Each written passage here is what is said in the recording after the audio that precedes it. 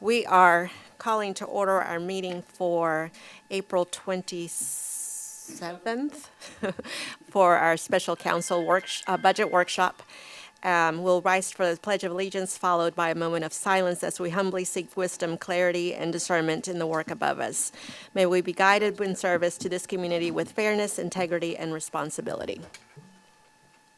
I pledge allegiance to the flag of the United States of America and to the republic for which it stands, one nation, under God, indivisible, with liberty and justice for all.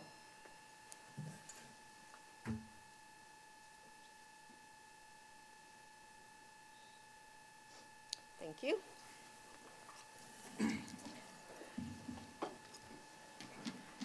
And we're all back. And we have Councilwoman Jones on the phone, on speakerphone, listening to us. Yes, thank you. Excellent. First item is unfinished business, consideration of the second reading of an ordinance to amend fiscal year 25-26 budgets as it relates to household solid waste fees. Could I have a motion, please?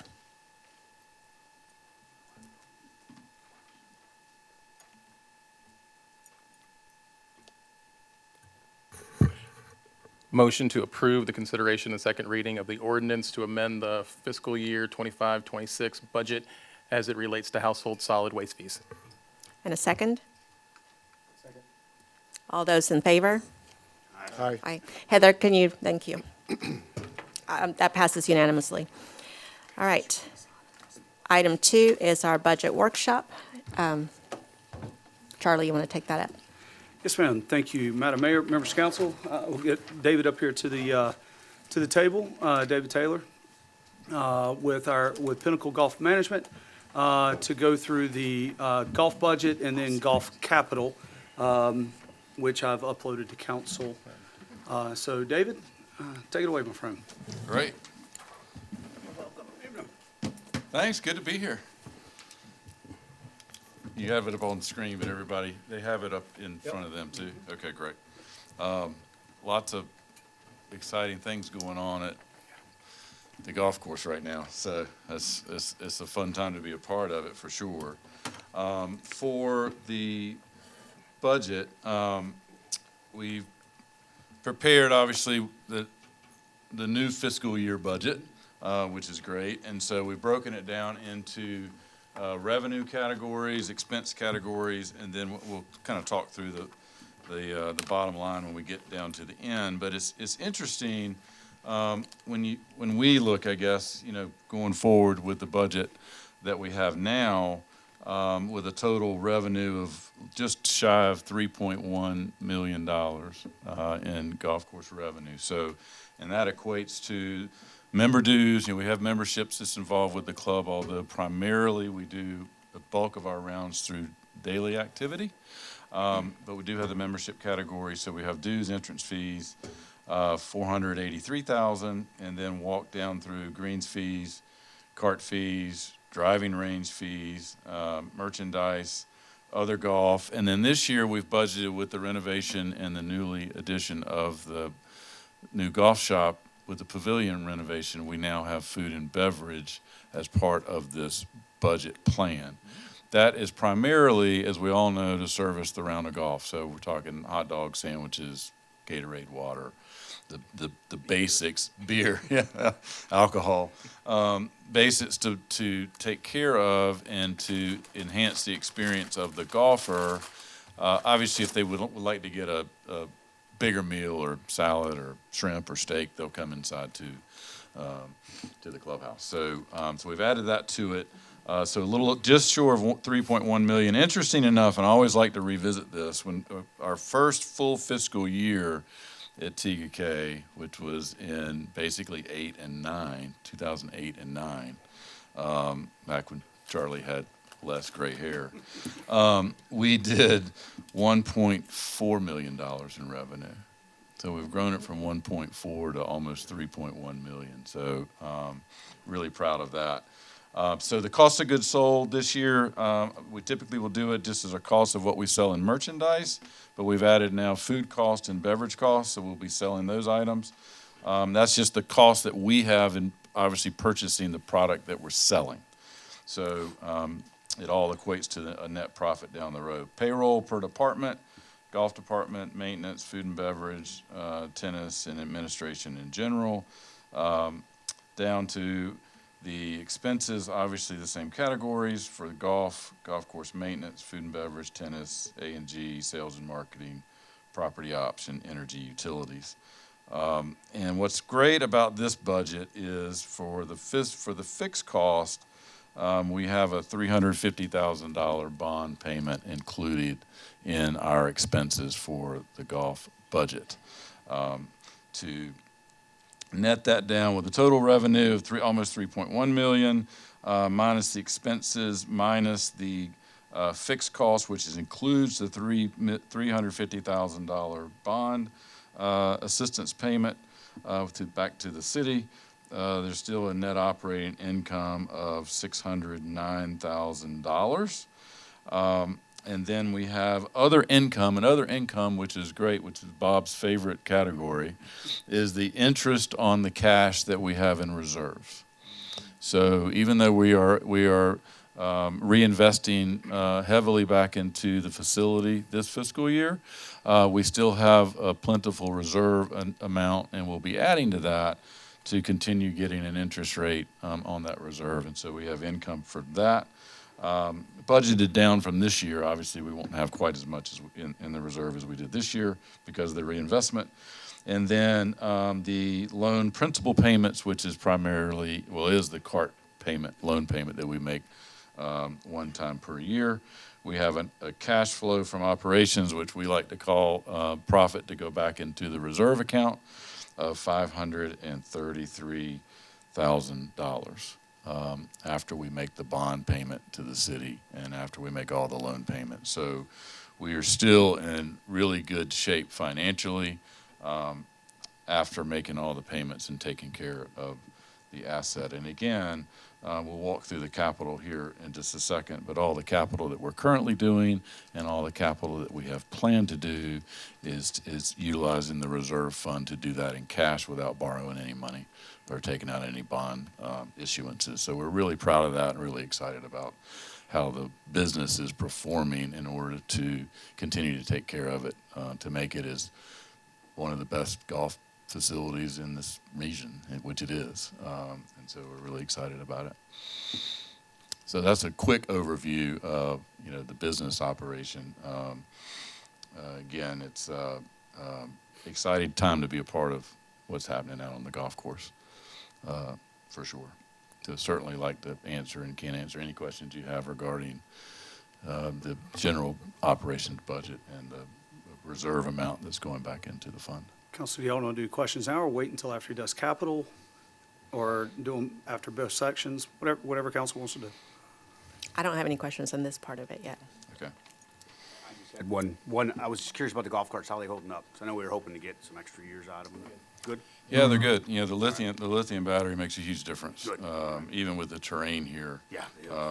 Which was in order for it to do the length of time that it does. The lithium is certainly important. So they're holding up well. Yeah. Good. Yeah. And we purchased a few extra carts this go around, which has made a huge difference in the number of rounds that we're doing. Because if you look at the bottom of the page, we are budgeted to do 42,500 rounds of golf. Back to the first fiscal year, we did 26,350 rounds. So we've basically grown the business 16,000 rounds, over 50%, and that's just really a credit to the condition of the facility and the job that the staff does and really you all's commitment to take care of it and to use these reserves to continue to enhance it and to continue to take care of it. Mm-hmm.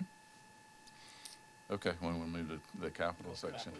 Yeah, and so there's a lot on this list. A lot of it we just really is a kind of a reminder of what we're in progress. As we got a lot going on in capital currently, but coming forward for this fiscal year, we wanted to make sure and put on here some of the items that we have outlined as important, as we feel like are needed. Obviously, we've done 18 holes of the cart path improvements, which has been huge. and any golfer that you'll talk to that's riding around will say that. So we still have 9 holes to do on the Cove. So we have in the capital budget next year to do the cart path work on the Cove, which will also include the tree work that we need to do in relation to the cart path. We've got to get the trees that are right next to the cart paths removed, so the roots will not make the investment, null and void within the first year. So we've got to make sure and get the roots out of there. So that's one the biggest project, one of the biggest, and then we still have some work on number 4 Cove. Drainage repair that we have in the capital budget to take care of in this next fiscal year, as well as on number 16, we were the original gold tee was on the right side and where the trees have all grown in over the years, but it's in a wetland area, and so we're not able to go in there and take those trees back to the original boundary to open up the right side of that hole. So we would like to build a new gold tee on the left side of that hole now, since we're not able to capture the original gold tee on the right. So we have $15,000 in there to rebuild that tee, which would be a huge benefit to the golfers. And so on here, just for future, we do have Cove, obviously, really taking a hard look and investing into the Cove. We want to get through all of these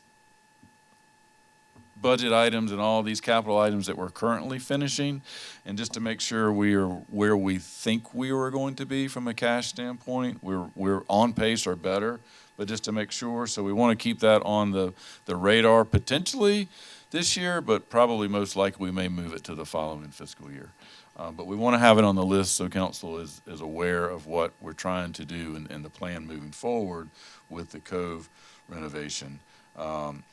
Also on here is capital at the very bottom, and I'll come back to the driving range in just a minute. The capital items at the very bottom, we have ordered the 2 Toro 3300 triplexes. They are due to be here in the next 30 days.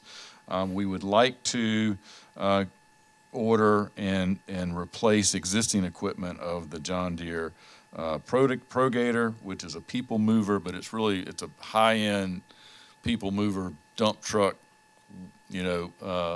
workhorse type of vehicle that we need to continue improving what we're doing out there.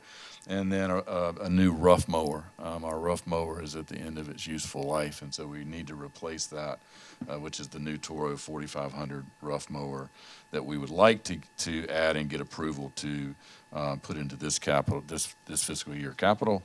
Again, it's a cash payment. It's not borrowing the money for it. We have the cash set aside to make those 2 purchases.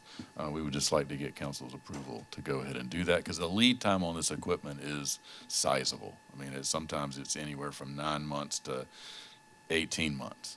And so we'd like to go ahead and get these things ordered. If we can get them sooner, it's great, but we don't want to delay that and have to wait, much longer past that. So that's the equipment items. And then circle backing up to the driving range, we did receive a quote. There's been some discussion on adding netting to the bottom part of the driving range, where the balls are flying now far enough where they're getting past the tree border that we have and getting into the number 10 fairway. And so we had a company come and take a look at it. They came in last week. This quote of $167,000 is to put a 63-foot net at the bottom of the range, which will not get much higher than the existing trees. And so there is questions from the company on whether they're able to pull this off or not. They're not sure they can get access to, based on our terrain, to get the poles down there to actually do this project. They quoted it, but with a question mark of, we're not sure we can do the job safely. And so we would like to talk to council, not tonight, but at some point in time soon. We have a suggestion and an idea of the current driving range facility has a concrete pad on the very front part of the tee, right before the slope starts going down the hill. And then you have the grass tee behind it. We would like to potentially renovate the grass tee area to make it a better hitting surface and move the concrete pad to the back of the grass, which would be closer to the putting green, which if we do that, will basically extend the range almost 20 or 25 yards. If we do that and they make range balls that are called limited flight balls. They don't go quite as far as the regular compression golf balls. So if we can pull the range back 20 to 25 yards and we can add a limited flight ball, we feel like that will solve most of the problem. The $167,000 on a 63-foot net, we don't feel is going to solve the problem at all. The ball flight, because of the trajectory, we're 110 feet above the tree line, and the ball flight at 180 to 200 yards is 150 feet. So we're 265 feet in the air. If we put a 63-foot net at the bottom of the range, will it help? Sure it will. But we feel like it may be a better idea to take a look at moving the range back some, the hitting area, with limited flight balls, and we would spend half of that money and have a better asset, have a better experience. We'll have a better teeing area. We'll have a new synthetic mat area, and then we'll have a new grass tee area. So it's something to consider as we're talking through the subject, particularly if they come back and say they're not able to do it safely. We feel like we can certainly help the issue and spend a lot less money and actually make a nicer presentation versus spending that amount of money and doing some good but really not doing a lot of good, if that makes any sense. And we can talk further about that. Quick question. Do you have an estimate on the timeline, the difference between, obviously it sounds like a better option, but how long would it take to move the tee box back? To move the tee box back, honestly, wouldn't take that long. What would take the longest would be in regrading the actual grass tee and growing that in. That's going to take about 8 weeks. But the concrete pad and getting the synthetic mats in place, which we hit off mostly anyway, we can have that done in about 3 weeks. So that would be a more immediate solution. It'd be an compared to immediate that, solution, yeah. Half the price. Yeah, exactly. We'd regrade the grass part, we'd sod it so it would grow in faster. But it's just pouring a concrete pad and putting mats on top. We've got, the mats in place now. So it wouldn't take too long to do that.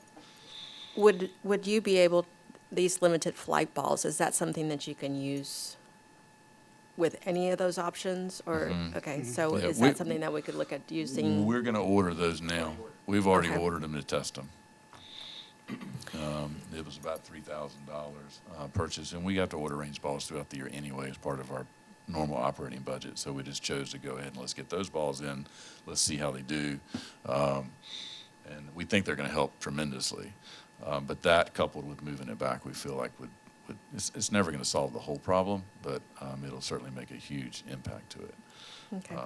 We're just concerned of spending that amount of money at the bottom of the range and really not getting much impact from it, from balls are still going to fly over that net. And I'm trying to picture a 100-foot net, and that just doesn't quite, Correct, yeah, aesthetically, it's not Yeah. great either. But it's an issue we got to try to address, right? So we're having balls go through there. The trees help, but if the net's still not really above the tree line, Tom took me down there. We almost got hit by 2 balls. 2 balls. yeah, One no, back exactly. right, For and it was 100 in the tree line. Yeah. It wasn't over the tree line. So I Yeah. I know what you're saying. I Yeah. disagree respectively that you say it's not gonna stop. It'll stop at least half of them, because we were down there Sunday and Chief and Crosby were playing, and we're standing on the 10th green, and there was 10 or 12 people, and within 2 minutes, 10 balls came ripping through the trees, Yeah. into the fairway. it'll 3 or 4 of absolutely them onto help, the green. for sure. And so, Yeah. I'm not doing it for, I'm not asking for this or pushing this for cost savings. It's a liability in my mind, because if one person gets hit by a golf ball and seriously injured or dies, gets hit in the head, it's gonna be John Smith's golf course at that point. I mean, that's a big lawsuit. So, I just feel like we have to do something to, at least, we're trying to address the issue. And will it stop everything? No, of course not. But, I mean, there is some inherent risk of being on a golf course. I mean, someone could hit early and they whack you in the back of the head. And, I mean, it is what it is. But this is a known issue. I can tell you, every time I'm at the golf course, members are like, what are we gonna do about this? What are we gonna do about this? And when you go to pick the balls, I mean, the cart guy spends half the time in the 10th fairway. Yeah, no, for sure. And so, I don't know. That's why I asked for this. I was pushing for this just to get an idea. I'm not saying it's something we gotta do tonight, but I wanted to get an No, idea of the cost and we don't understand. disagree at all. I mean, obviously, we want to try to address it. Yeah. We're trying to get the data available to where, everybody can make an informed decision on the best course, moving forward, for sure. And think I s- moving it back, like you said, what did you say, 25 feet? 25 yards. 25 yards. If moving it back 25 yards, is that going to significantly, in your opinion, affect how many of those balls get through the tree line? It will certainly help. It will not alleviate all of them. Yeah, I mean, There's enough people that hit There it you go. far enough. Now, the limited flight balls will help, and we, It's supposed to take 30% off on your longer clubs. yeah, so if somebody hits it 300 yards, it's supposed to reduce that down to 210. If that's the case, that will help sizably. And so we've got to find the balance between, the good news on the limited flight ball in this range, because it's such a downhill slope, most folks are coming not so much working on their game on how far they hit the ball because they're hitting it straight downhill. They're just really working on direction. Yeah. And so the limited flight still has the same feel. It has all the same, aspects of it just doesn't fly as far. So if we can cut down, and the driver's the problem, it's not iron play. So if we can cut down a 300-yard drive down to 210 yards or 240 yards, and then back us up another 25 yards, that certainly will have an impact. Did I also see another estimate for a 75-foot? It was, yes, in the quote, it's basically another $20,000 to get up to another 10 feet high. So your quote was at 63 feet, and that's just based on pole limitations. Right. And to get it up to 73 feet, which is basically the max they could do on a pole, would be another 20 grand. Right. I guess the question is, would that make a significant difference? I don't know that 73 feet versus 63 feet is going to change a whole With lot. with a limited flight ball. Yeah, Yeah. I'm not challenging it, I'm just Probably asking the not, because question. the 63 feet is just above the tree line now. So, and to go another 10 feet higher with a limited flight probably wouldn't Wouldn't make a probably difference. wouldn't make a Yep. difference. yeah. Okay, and that's what, I just wanted Yeah. to talk that through to see if, Real concerns is they don't think they can even do it. yeah. Ideally, they'd like to come in behind 10, but they can't.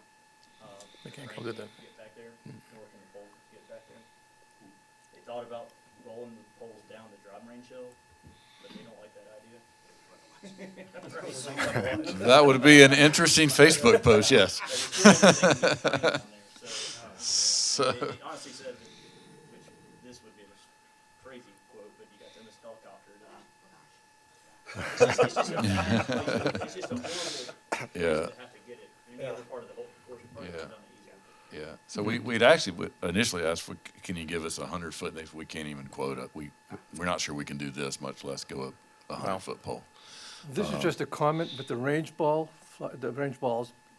90 yards, saving 90 yards on that, in the tee box, move back 20, that's 115 yards. Yeah. That's a lot. Yeah, That's a lot.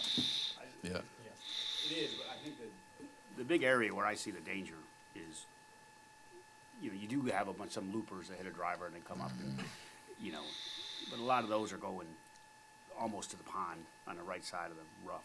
It's the ones, the people it's hooking it. toe hooking a Yeah, driver into that's the right. trees and they come ripping through there at 100 miles an hour at 30 That's right. feet high.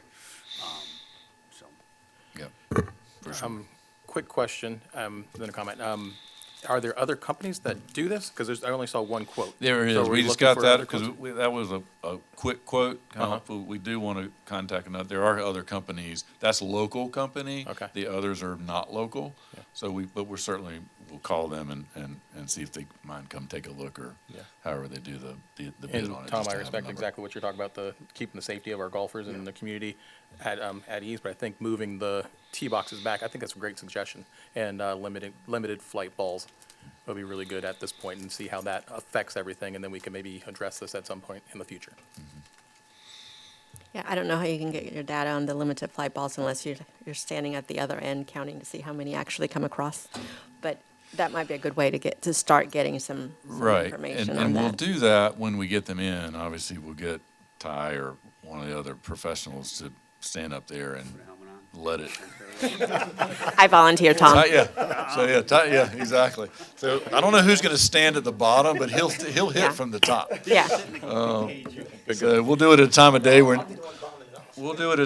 nobody's out there and just let, because I mean he hits it a long ways, and so let's just see what happens. He'll aim where the problem is, and see what happens. You know, so we will do that as part of the data collection.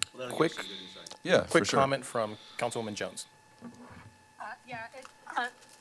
I just wanted to add, it sounds like the move back with the limited flight balls is a good first step because we can still add the net after we get that data and see what it looks like since there's already a delay due to the limitations.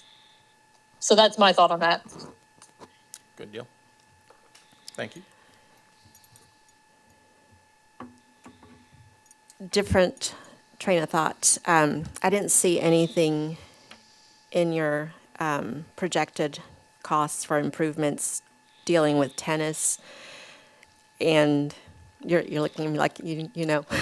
No, give a quick comment on tennis. We have in the budget to continue to do the repair that we just did on the courts. Because we haven't received the quotes back yet, but we are due, and the companies have come and looked already, a quote to resurface and a quote to rebuild.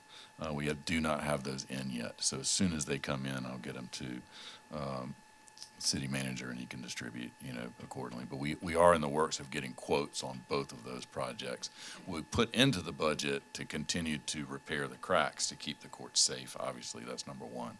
And then we can look at what the costs, ongoing cost to the court resurfacing, and then the court renovation, total rebuild, what that looks like. So we've got two companies quoted on both those projects. And I'm sorry, where is that? It's on- not in here yet. We haven't Okay. received the quotes back yet. Okay. The tennis, the repair, the crack repair is a $2,500 repair. So we just performed that on the courts, and so they are repaired and they are fine and safe and everything's good. Was there also conversation about the lights? That would be in the rebuild. Okay. Both companies that came, they kind of gave me like a ballpark off number. It's going to be close to 200 to do, which is, when you do the rebuild, you're digging the whole thing up, which means the fence has got to get torn down, lights have to get all torn down. There's a lot that goes into it. Okay. The resurface, which we usually do every 5 years. 3 and 4 seem to hold up better than 1 and 2. It may just be underneath 1 and 2, the gravel and all that down there, but the resurface is going to be in like the $35,000 range. That's what they told me, in that range. And then, like I said, it's going to be closer to 200 on the rebuild. Okay. But LED lights has been discussed as far as when it's time to replace those lights. All the lights are working fine now. Okay. And so when it comes time to replace them, that would be the time probably to look at an LED situation. Yeah, we've talked to enough electrical contractors, especially with like the lower court lights and things like that. It doesn't have to be a complete redo of all the lights at one time. We can go pole by pole. So, I mean, right now they're all metal halide. As David said, they're all working. Todd does a good job of keeping us in the loop because our city maintenance crews are able to go out with our bucket truck whenever the light bulbs have to be changed and things like that. And they're Golf easy. buys light bulbs and go out and change them. The replacement bulbs that we currently use now is like $30. All right. Okay. Small things that have been brought up more than once with tennis is things like the scoring systems, not being the most I ordered optimal. them 2 not that long ago, and I just ordered a couple more. Okay. I'm trying to stay on top of it. I know you are. There's always something. It's These are questions that are popping in my head just from past conversations, just because I'm not seeing them addressed on here. And then you guys are ultimately also responsible for the croquet courts, or is that a city? Okay. The golf staff maintains the croquet lawn. Okay. From a grass standpoint, not so much functionality of all the drainage and everything. It's more of taking care of the grass on the surface is what we do. We put it in the same rotation as the greens. The same grass as what's on the golf course greens. So everything's in the same rotation as far as application of chemical fertilizer, aerification, top dress. All of those things are part of the surface maintenance. Okay, so the play area is your responsibility in making sure that it's adequate and has the right slope and all of that? Not so much slope. What's Not built the into slope. what's Okay. built into the courts is what it is. Okay. We are maintaining the surface level on top, the grass area on top of it. Yeah. Okay. If it's reshaping it or rebuilding it, that's not part of the normal scope, if you will. Okay, and then just so that I'm also clear on these conversations, because I know some requests have come in for storage and things like that, and you've been looped into that. When it comes to croquet and the pavilion that's built, the gazebo area, is that a city or is that a golf course? It all goes through golf. Okay. Everything with croquet goes through golf. Okay, but you just said it's just the grass.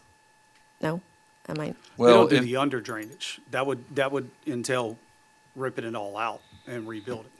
So what they maintain on a continual basis is the lawn, which croquet pays for. And then as needed, we've done some repairs, or built some things like stairs down to it as that request came in, but ultimately, it goes through and should go through golf, because that's who they check in with, that's who they're paying, ultimately who they're paying to maintain the facility. Okay, So I would say if they've got additional requests, they should run that through David and Ty so that they can build those into the budget as needed. Yeah, just with the storage area, we were able to find a place in the in the no, and I think they're pavilion, very yeah, excited about which is that. I great, just wanted yeah. to understand who is responsible for all those requests, so that when I do get Yeah. pinged When and you- tagged, when you I know get the who to email. point them at to, yeah. Yeah. I guess, and just to follow up on what Charlie just said, I'm trying to, why is it golf's responsibility for the facility stairs? Because it's not in their contract, it's not part of the golf course technically. Well, the city put the steps in from the parking lot, when they came back and requested those a couple of years ago. But like if they want the gazebo painted and things like that, they should have those conversations with golf, because golf maintains that campus. So that way golf can tell them how much it'll cost if they need, because golf tells them how much they need each year for the maintenance, the general maintenance. So if there's additional request, they should go through golf. So golf can tell them, okay, well, yeah, well, we can paint it for this, or we can do Okay, that, so it's we not can do coming out of the that. golf budget. Correct. Okay, that's what I was, Correct. that's what Correct. my Yeah, yes, yes. miscommunication was. Correct. Yes. Yeah. Want Because croquet more is money being pulled out. paying into, we get a check from the croquet to maintain to mow it, fertilize it, top dress it, all the things that we do for Mm-hmm. the top. Anything else, we'll coordinate, but it does not come out of our budget. Okay, that's what I was, yeah, making sure. Okay, so it is a city funded, No, it's a croquet funded. Croquet is a private club. Therefore, if they want new things, they want additional things, croquet should be paying for those things. And they need to coordinate that with golf, because golf is responsible for the maintenance of the campus. And that's on the golf campus. okay. But it shouldn't be golf fees paying for it, right? It should be croquet fees paying for the additional things that croquet wants, if that makes sense. Yes, now I Okay. get it. And just to clarify, so on your sheet here, the capital projects, which ones are you looking for us to approve for next year? The- Yes, the cove drainage, which is Okay. $20,000, the new gold tee, we would like to go ahead and look at, and then down for the future, we would like to go ahead and get on the plan, the cart path for the cove and the tree project in relation to the cart path on the cove, right? The additional tree work, the greens renovation bunker, and the survey are all part is if we redo those greens. And we're not looking for approval for that right now. We want to have it on the radar, and we may come back if timing works out, but we probably will move that to the next fiscal year. So that, under future, the cart path, the tree work cart path, The top two items. top two are Yeah, included, gotcha. correct, yes. But if you do the Yes. top two, don't you need to do the third one, the additional tree work for the cove? related to the greens. It's Oh, is it related for to the greens, yeah. Okay. We have a lot of trees that are, obviously, the cove is just growing in. I mean, the canopies are just, and so part of rebuilding the greens we'll need to do a lot of tree work to open up the sunlight in order to grow grass, appropriately, properly on the greens. And so that'll be another round of tree work that'll be primarily solely focused on the greens renovation. And again, we're comfortable, all of this, And the two equipment pieces. and the two equipment pieces we're asking for approval as well. The John Deere Pro Gator, which is the last two, and the Toro 4500. So we're asking for approval for all those, and we have the proper amount of reserve set aside for it, to cash fund it, and we'll be in good shape by doing all that. One quick follow-up on the tennis court resurfacing, whether it's resurfaced or replaced. Is that work that you'd be looking at doing in this next budget year? Depending on. No, we feel really good shape. The courts are fine for this Okay. fiscal budget year. Okay, thank you. And we have in the budget another $2,500 if we need to continue to do crack repair and all those kind of things. So that's included in the budget. Thank you. Any other questions for Golf? About tennis, you guys, you still feel the two paid, two public is going well? Is that something you want to talk to Parks and Rec about at some point? I'm just curious how We'll it's going. definitely want to have a conversation with Parks and Rec, at some point moving forward. Okay. Yeah, the paid side is not generating much income at all, so it really would make sense probably in the future to make them all public. Okay.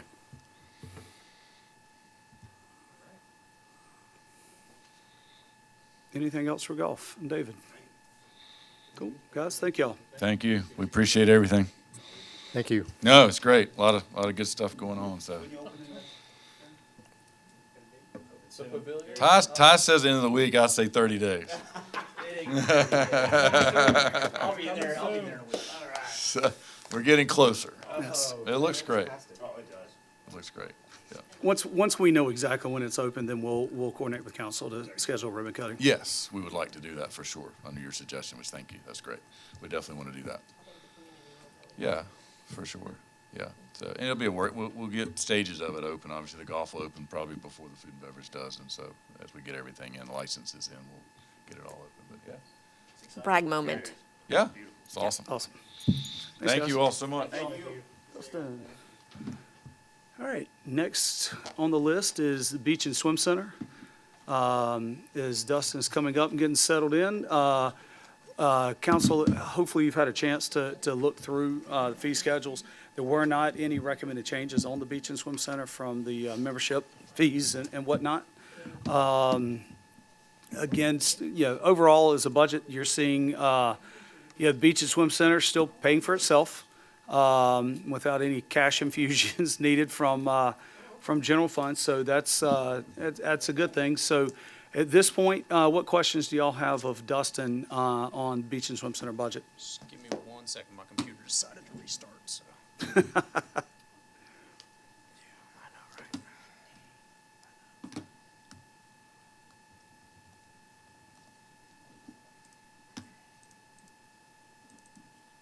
All right, that wasn't too bad.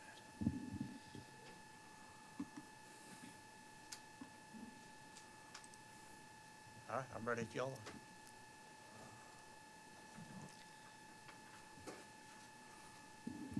Questions, comments on Beach Club? Nope.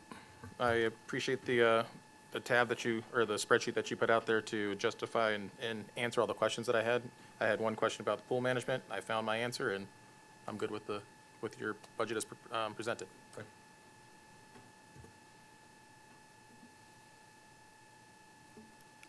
Remind me again, because I'm trying to find it. What was the capital improvement plan budget for this? Because we had some big resurfacing expenses that were coming. So this one, I don't have them on me right now because we weren't requesting any for this budget year, but we would be looking at the pool deck. That was That was about 300. 300, that's what I was trying to Yeah, you had the remember. pool deck and then you Okay. had the pool And then, yeah. resurfacing. Thank you. And then the pool resurfacing. And that was a separate 200, and the surface resurfaces. The pool resurfacing would be 40,000, and that's like the inside liner of the pool, and then the pool deck was the 300,000. Okay. What's the transfer to general fund? The 82, 88. Covers their portion of the landscaping contract. Okay. Thank you.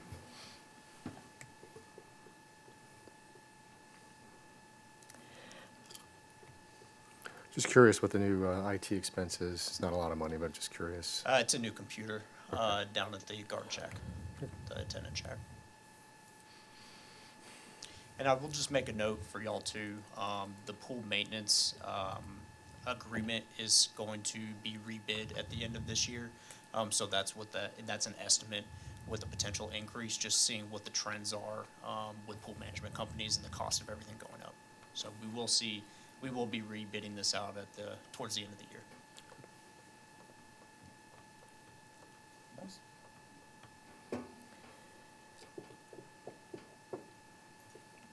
Any other questions for Dustin on Beach and Swim Center?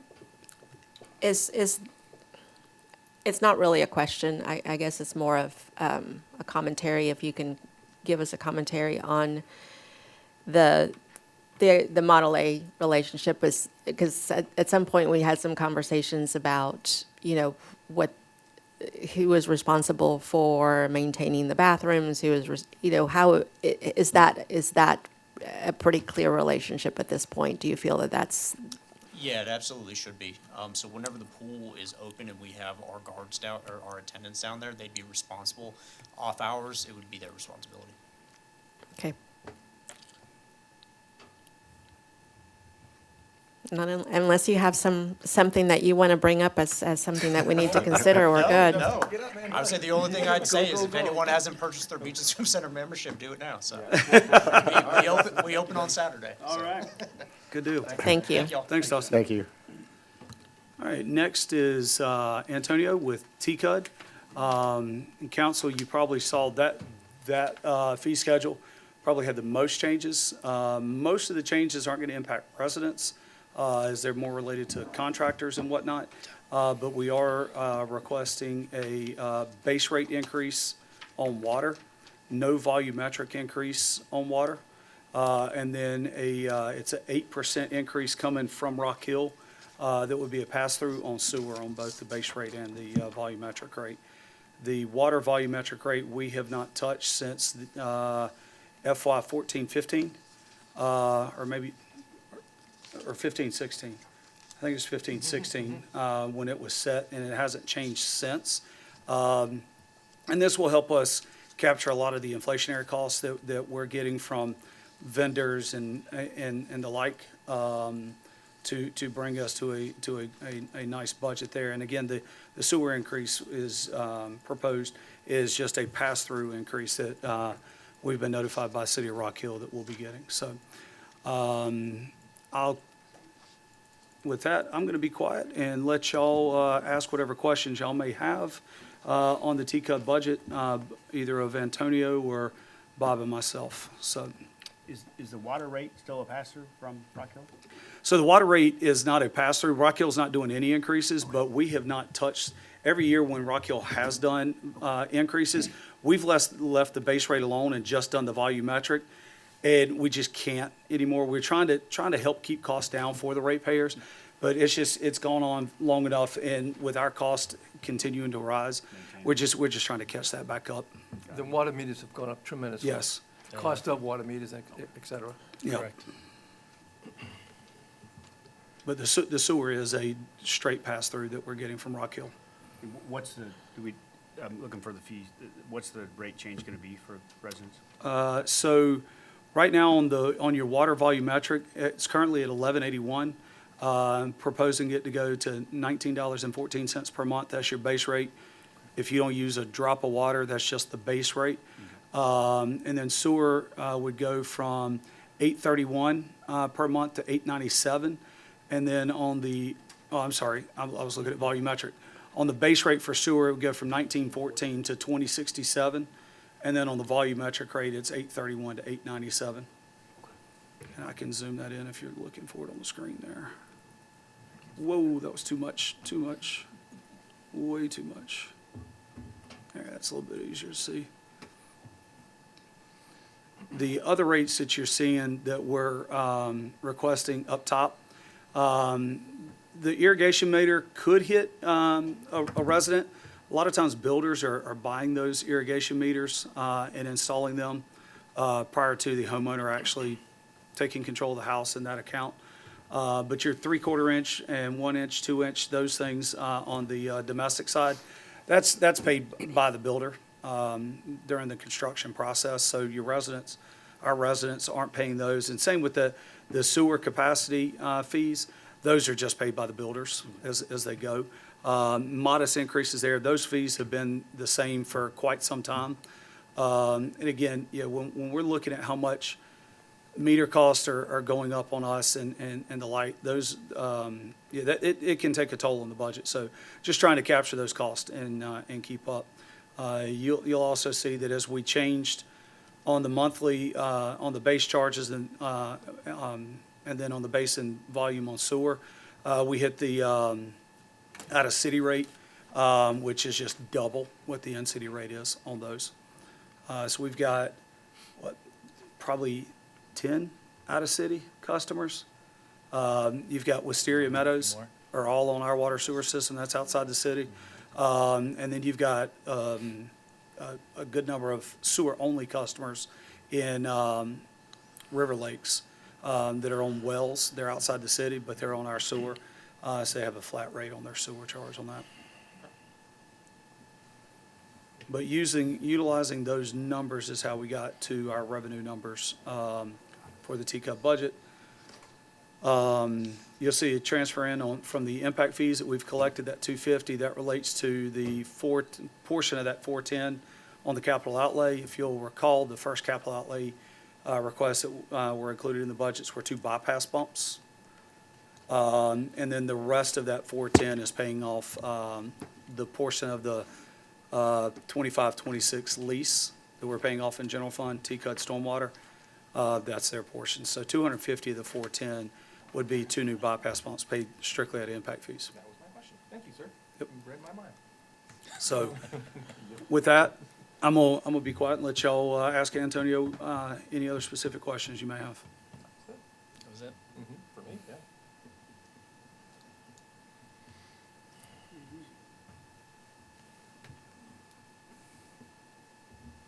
Tell me again which ones are paid off from impact fees? The bypass pump. So you've got 2 things, I'll call it 2 things in capital outlay. That 410, 250 of that is for the new 2 bypass pumps. And the remainder of that is its portion of the $883,000 lease that we took out for this fiscal year and paying it out.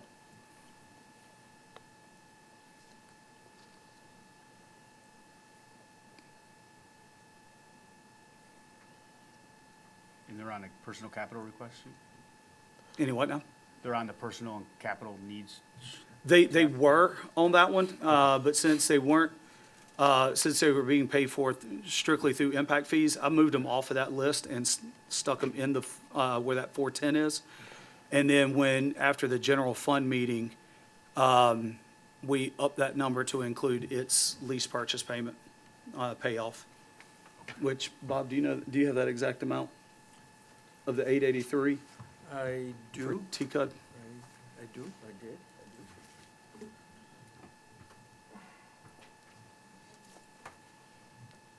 On T-Cut, it would be, Found it. I did.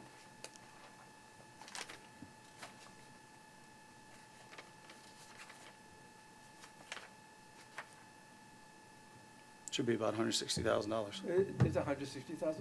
250 plus the 160. Just did the Yeah, math. 160 plus 250.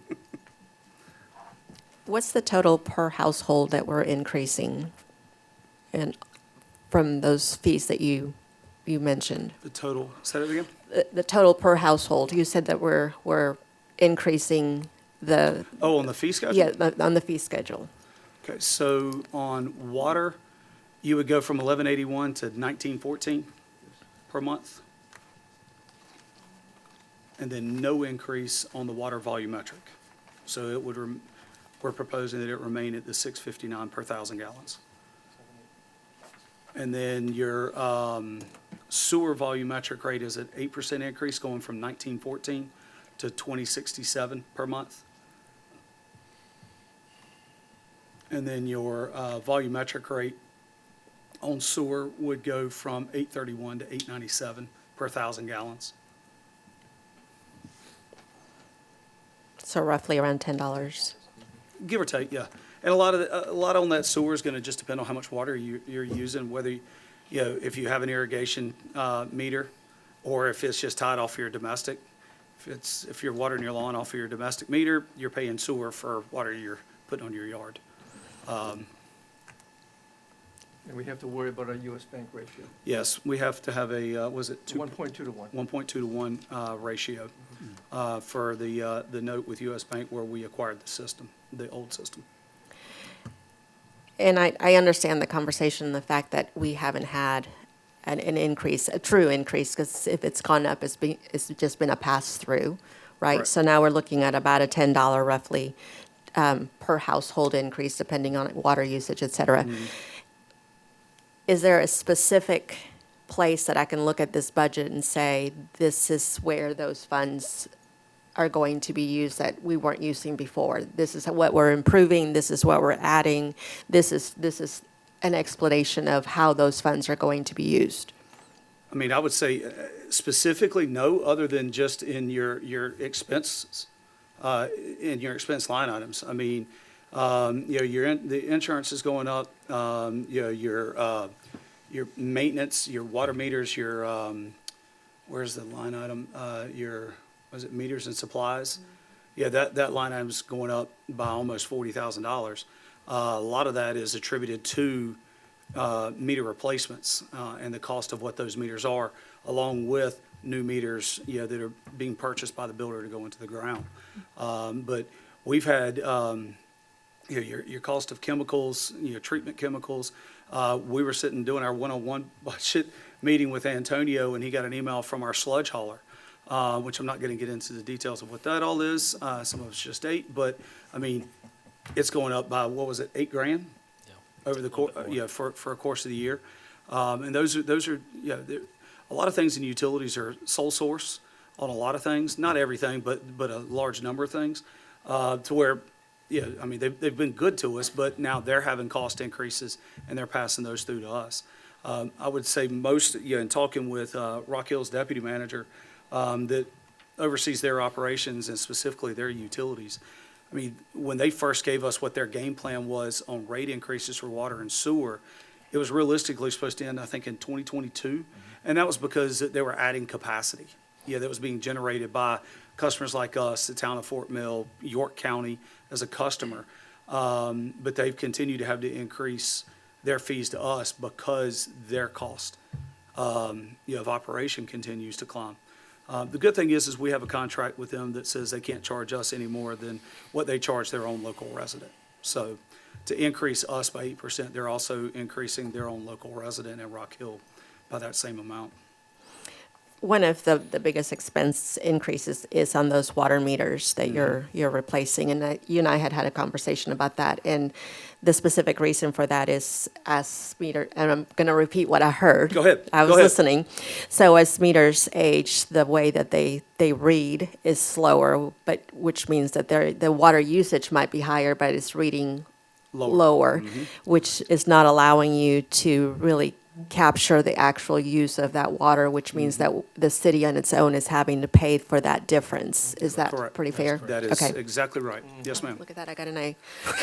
Spot on. Spot on. Yes, ma'am. Okay.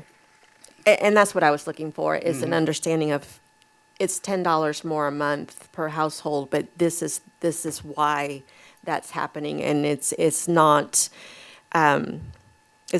discretionary, it's a reaction to something that is actually needed. And I think people just need to hear that so that they can understand what the reason for that is. We're responding to what is coming in, or lack thereof, if you will, in the case of the meters. Yes, ma'am. That was going to be my question. When do the rate, the fees go up, and are we going to communicate that to residents to let them know that you're going to get about a $10 increase? Okay. Well, the fee schedules will become active July 1. And we would do a notification through our TCUD billing that here's what the bills are going to. Obviously, we'll do our normal communication stuff as well, but for something like this, we would, I mean, typically, this is, the water base rate is the first time that we've actually increased rates where it wasn't just a pass-through. And it's just because of seeing those rising costs that we're not able to control those Right. costs. No, it So- seems, it seems justified for sure, just as people are, Oh, yeah. give them a heads up. 'cause Yes, they see some absolutely. people will notice that. Everything's going Just up as we now. will with whatever the new trash rate will be for this coming fiscal year. Yep. Cool.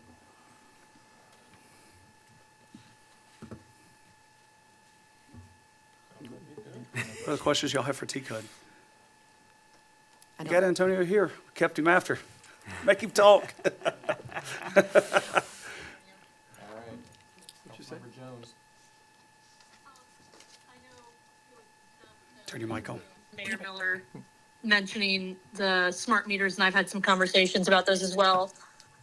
What percent are we at in terms of making sure everybody has those compared to the old ones? Because I know that has been driving part of the increase. Everyone has one at this point. Okay, so we're caught up on the upgrade side of that. We are. Okay, thank you.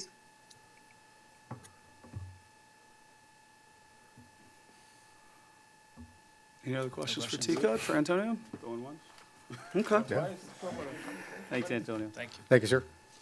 all right. We got Joey coming up. Tim is out this week. Joey's gonna cover stormwater for him. No forecasted rate increase on stormwater for this fiscal year. Still keeping it at the $204 per ERU.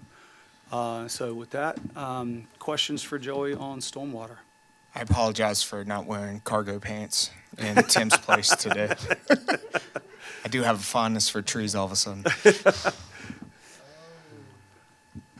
There was a large increase, in my opinion, in the drainage maintenance materials, and I don't know if you're going to know exactly what's going on. When I looked at the spreadsheet that was provided, and I looked at that tab, expenses for projects, fabric, riprap, pipe, junction box, and the amount is $412,000. I'd like to see sort of a breakdown of what that all entails. So If there's a way. essentially, it's the overage of whatever we have once those expenses throughout the rest of the budget. It's the balancing number to that, and what's capturing that is all the ongoing projects that we have within the stormwater department. So we have several outstanding projects that would be covered through that. So it's not an increase more so than it's just a higher balanced number that we have after the fees are collected and expenses are paid out. Perfect. Thank you, sir. You're welcome.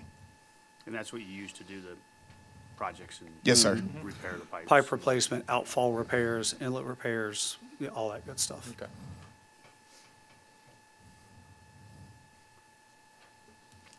Can we And then talk about, obviously- I'm sorry. Just to caveat on, so like, there's some years where vehicle maintenance gets extremely high, and there's sometimes where it's gonna head north of what was budgeted for, as equipment breaks down and things like that. So then we'll scale back on how much we're using on that drainage maintenance material, because we're seeing those other costs, like vehicle maintenance, for instance, where, we're repairing a leaf vac truck, or, a front end loader went down or something like that, so. can we talk about the leaf truck? Sure. Sure.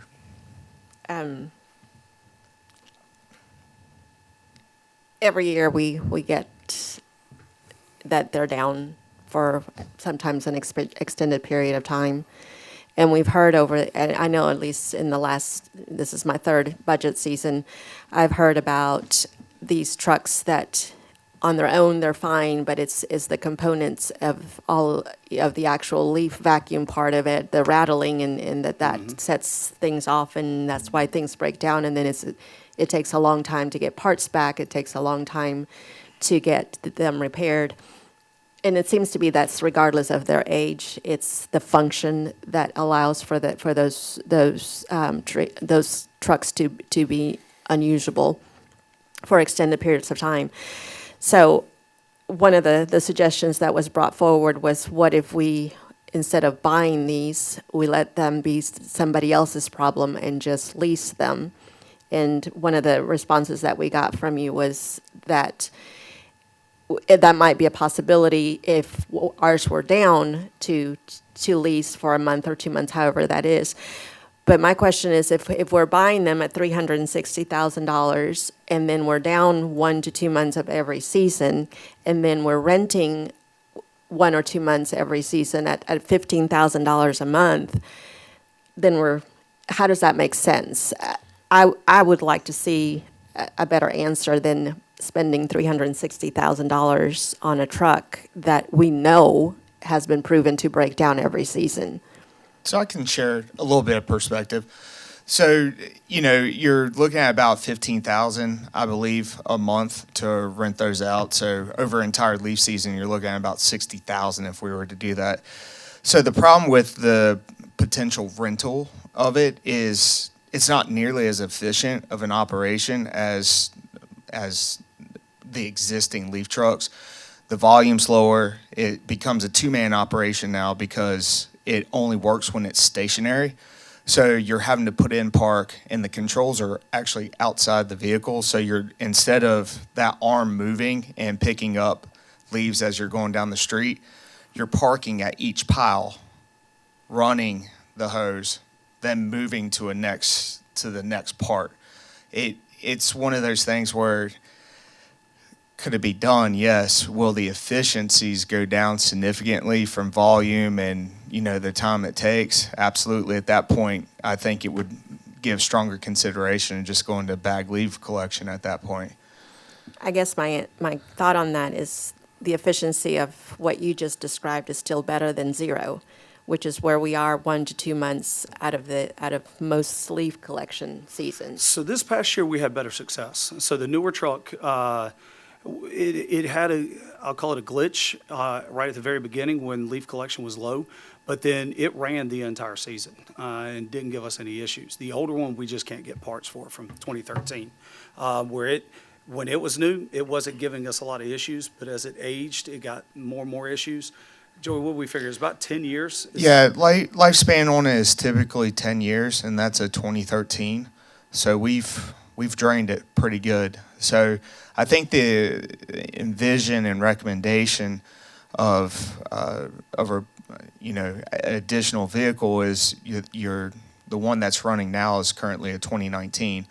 So just knowing that once we get into that phase, that you're going to lose reliability on it, and during peak season, you also do want to have the capability of running multiple trucks as well. So I see value in it, but I can obviously understand y'all's stance as well. As like, man, this is a huge investment into it. So I guess another way to look at it is, if you're carrying over a loan payment over 4 years, you're talking about, probably roughly $90-something thousand. Whereas, as we discussed, renting it over 4 months, that's $60,000 each year. After 4 years, you own the vehicle, whereas if you're renting it, you don't. So just another perspective to consider in all that as well.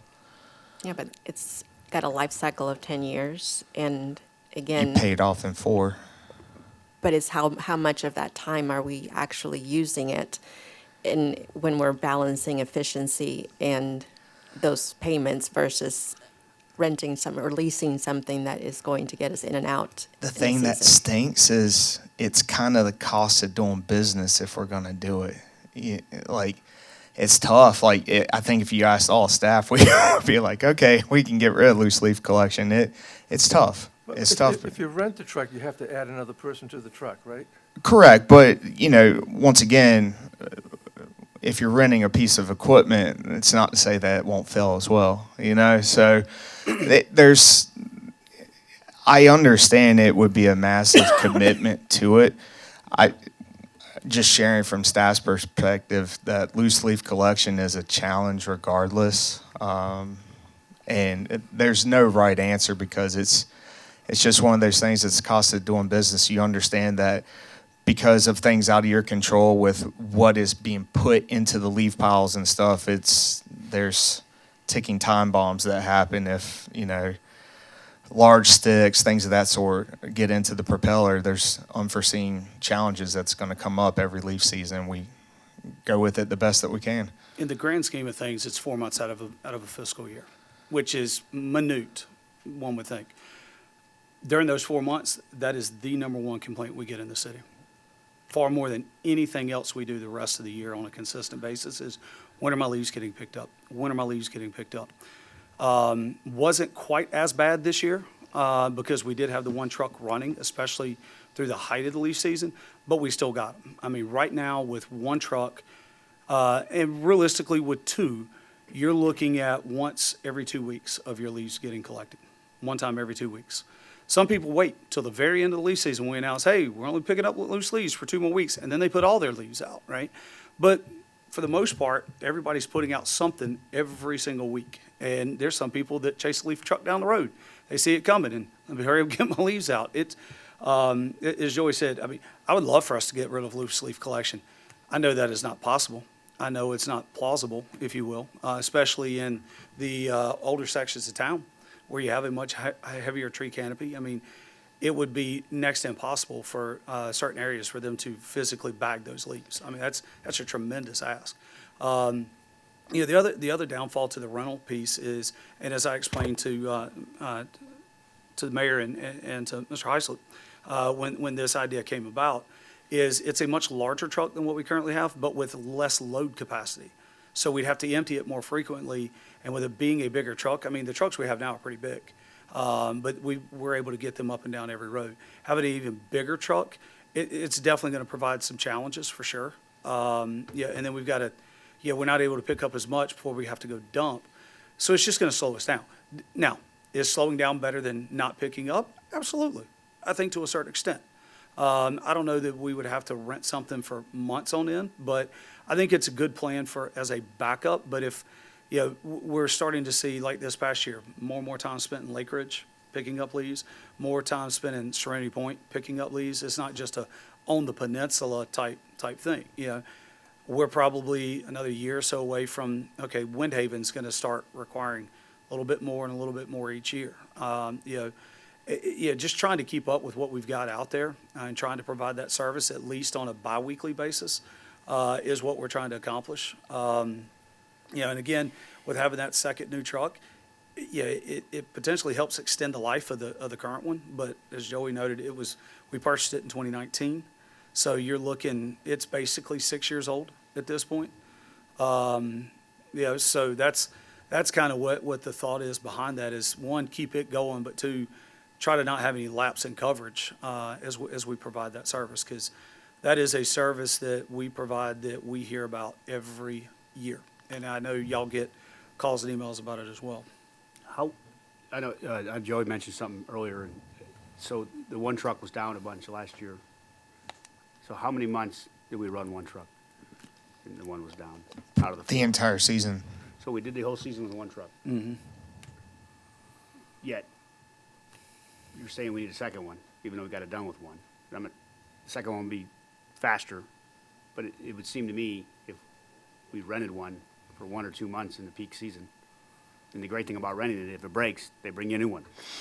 I mean, you don't have to wait for parts. You go back and say, my rental's broke, maybe another one.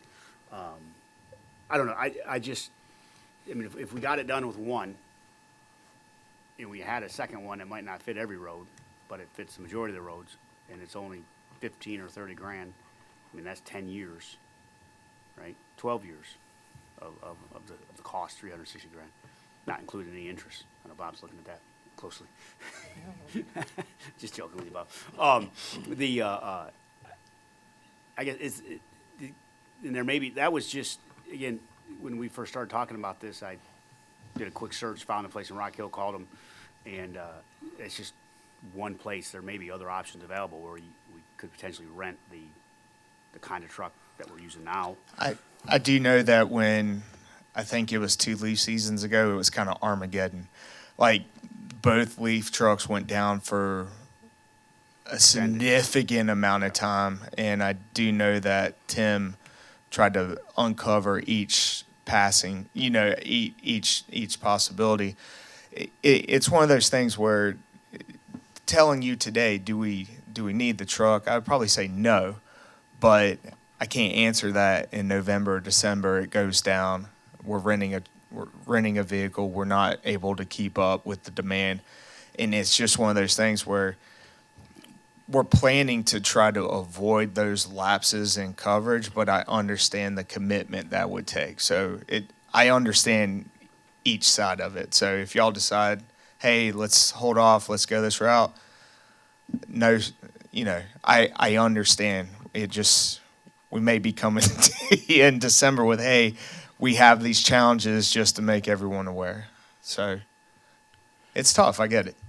So when these trucks go down, to try and understand, I know that we always have to go off and find replacement parts. Are they typically the same type of parts? And would there be value in ordering parts in advance? We do stockpile parts. So So we can repair it more efficiently and quickly. So the difference between the truck that's out of commission now compared to the 2019 truck is that is basically solely handled by the vendor that, not the one that we purchased it from, but it was bought by another company. That company basically handles the service of it if it were to break. So one of the challenges that we've had in the past with the 2019 is that we're at their mercy and at their schedule. So not only that, but when the parts come in. So, that's just part of the hurdles that we're dealing with as part of it is the challenges are unforeseen and they will come at the worst time. I mean, as far as like the impellers, we'll order an extra impeller to keep it on the shelf. Our mechanics can change that out. There's a lot of electronics involved that we can't fix. They have to take it off site and do their electronic stuff with it, replace those components. The physical mechanical parts of it, our mechanics, they get the parts that typically wear out, wear and tear and things like that, so they've got them on standby. Okay. It's been our luck that, last season we had a real bad problem with impellers, so let's get an extra impeller. And then we don't have any problems with impellers. It's something completely different that we have a problem with that leaf season. So I will say, the company we're getting, the old leaf truck we had to get from out of Northern Virginia, get parts and everything from. Now with the new leaf truck, I think that's coming out of Mooresville, I think is where it's at. So a little bit closer by. But again, as Joey stated, it's still, we're at their mercy, if you will, as far as how quickly they can get to something, get us parts and that kind of thing. And going back to your point, that is one of the biggest complaints that we hear from residents. It's one of the biggest things that they feel from the city, is the city needs to pick up our leaves or whatnot, which is very difficult problem to hear. But you have water, you sewer, stuff like that, but the leaf collection, if it's not happening, then people start getting messed up. So I want to make sure that the residents are feeling their value from the city towards them with their taxpayer dollars coming in and going off and funding a new leaf truck just in case or whatnot. And I just want to clarify, reiterate, I'm not trying to paint a doomsday scenario, to like hard sell this. But I'm just saying it's a potential issue that we've identified, and if the funding exists, it's possible. Awesome. If not, we will do our best. And it's not necessarily a doomsday scenario because it happened, this past year, but the year before, both of them went down, and we went and tried to look for rental trucks to go off and do it. But you're in the middle of the season, and other locations or municipalities are renting those trucks, and we can't get them. This particular company that Tom found, and I appreciate you finding that, because 2 years ago when we looked at it, when both of them were down, they didn't have anything. They said, no, we don't carry a truck like that. Tim followed back up with them, Tom, after you sent us that lead. They do carry it. Gave Tim all the particulars on it. So would it work in a pinch? I think it would, absolutely. If our truck goes down and it's going to be down for a couple weeks or whatnot, sure. It definitely makes sense if we don't have that backup to rent it for a month. The fear is, how much longer will the 2019 continue to run at an optimal level before it's going down repeatedly? So we're trying to just stay ahead of that curve, but at a minimum, it doesn't make sense to keep the 2013 in the condition that it's in. We'd like to go ahead and convert that one to where we can actually use it and get rid of the truck that's gone inoperable. That was the one truck that we could use to haul our big excavator to use for projects and things like that. We don't have the ability to move that around anymore, so it just stays out at the wood chipping pile. It gives us some flexibility there, and to haul larger loads than what we currently can as far as riprap, dirt, pipe, that kind of thing. Right now, it's doing us no good with vac body on it that.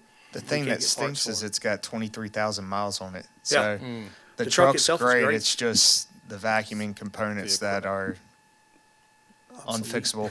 Yeah. Yeah, so, I mean, it's council's call, obviously, like everything is. You know, this, it's not just council's call unique to this, but, that's what we're looking at. Our recommendation is we move forward with it, but, if council wants to hold off another year, and look at it the following fiscal year, then that's what it is, and we'll make the best of it and, do our best to keep up with the demand. Gotcha. Councilmember Jones has something to say. Hi, so I'm in favor of going ahead with the new truck, for two reasons. The first is, I think we've touched on, this is a resident service and one that can have a pretty big impact on not just the quality and the experience of the residents when things are down in an Armageddon, as it's been called, situation, but it clogs stormwater drains. There's a multitude of things it impacts. I think also we've talked a lot about getting our fleet on a replacement schedule before things break down completely. And this, if we're trying to stick with that for what we're doing overall, the leaf truck is part of that. And right now it sounds like we're debating letting this one break down before we act. And I don't feel that fits in that overall scheme for fleets. So this feels like it's the time to make that replacement if we're moving towards that for all the vehicles the city cares for. And that's my thought on that. Thank you, ma'am. I'll just give my 2 cents, then everyone else can chime in if they want, but it seems to me that it would be much more efficient to lease or to rent a truck for 2 or 3 months, see how it goes, like we lease all the police cars, you know, a lot of the other vehicles, because if it works, it's a significant savings to the city, significant savings to stormwater budget, and we got a lot of stormwater issues.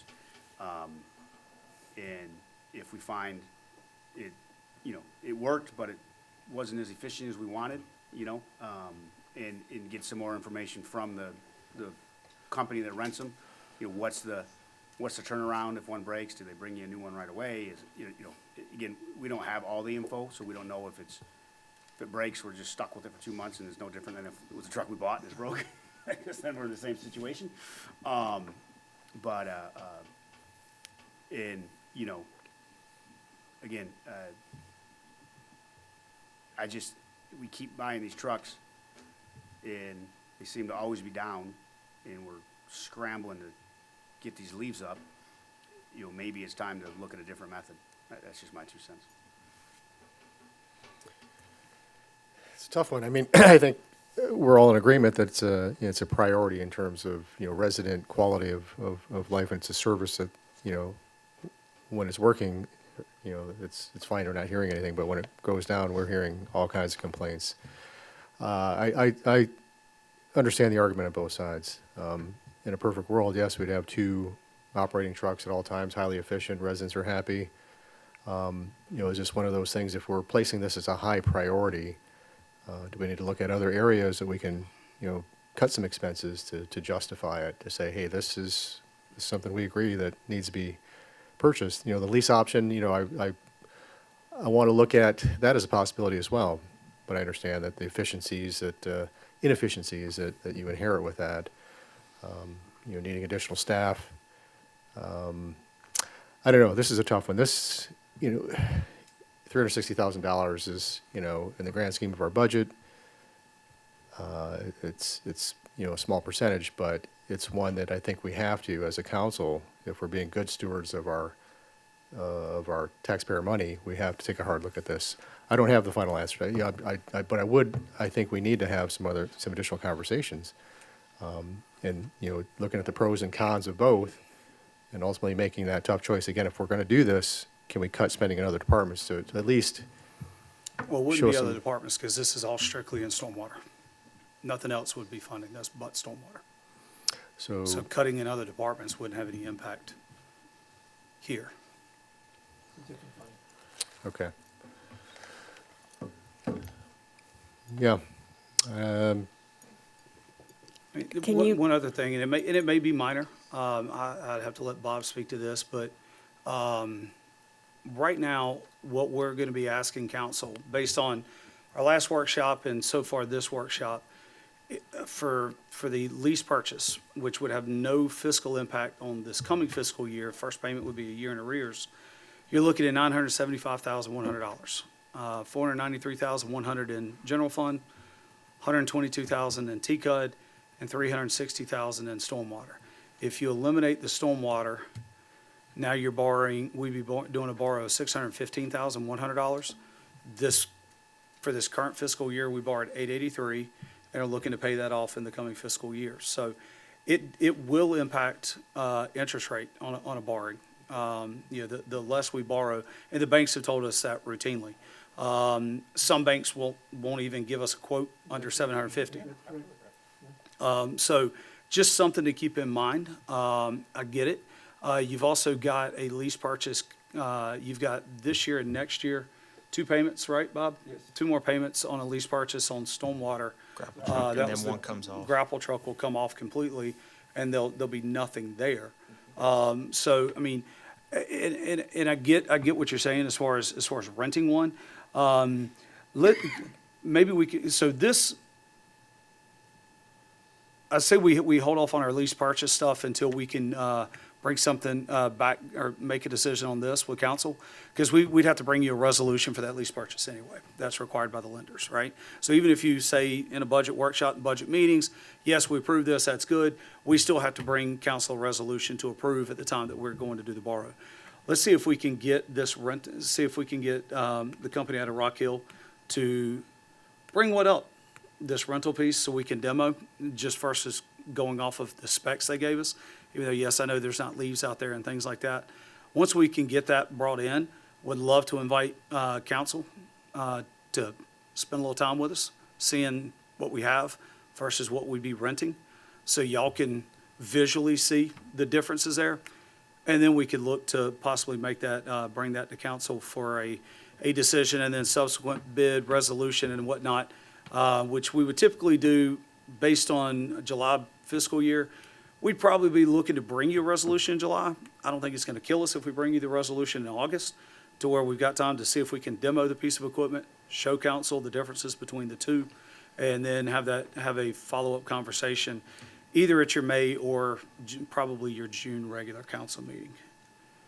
Since none of those items would have a fiscal impact on the coming year. Just as an idea. Joey, which truck did you say had 23,000 miles? The 2013 Freightliner that we had talked about doing the conversion to Okay. be able to haul the excavator and all that good stuff. So we have a 2013 truck that we've paid 306, is that about the same? Give or take, yeah. Give or take. We have a 2013 truck that has 23,000 miles that we paid $360,000 for, that now we're going to use as a regular truck. As a Is that- large-scale dump and haul truck, yes, ma'am. Okay. To continue to get, I mean, because the truck itself is in good condition.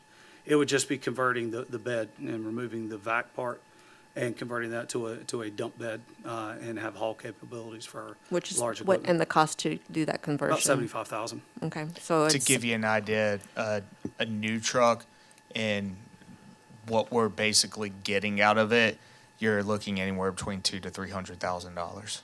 So that would be the thought behind doing that.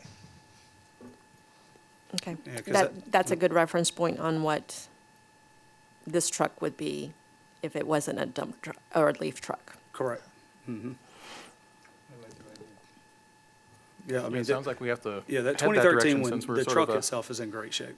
since So- we're sort of at an impasse right now. We'll have to move forward with that and see what happens, and all of us come down and see And what if, happens yeah, when and they come up for if, the lease. at the end of the day, if the decision is, hey, yeah, go ahead and do the other ones, but we're not Mm-hmm. replacing the leaf vac, want to hold off a year, then that's where we're at.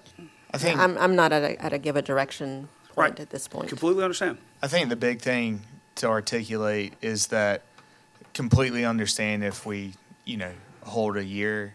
I will ask to give consideration that I think in order to continue offering a quality service, eventually a new truck will be purchased. I would struggle to say renting would be the long-term option once the 2019 goes out. So that's the only other point I'd like to make. All right. Any other conversations, discussions on stormwater?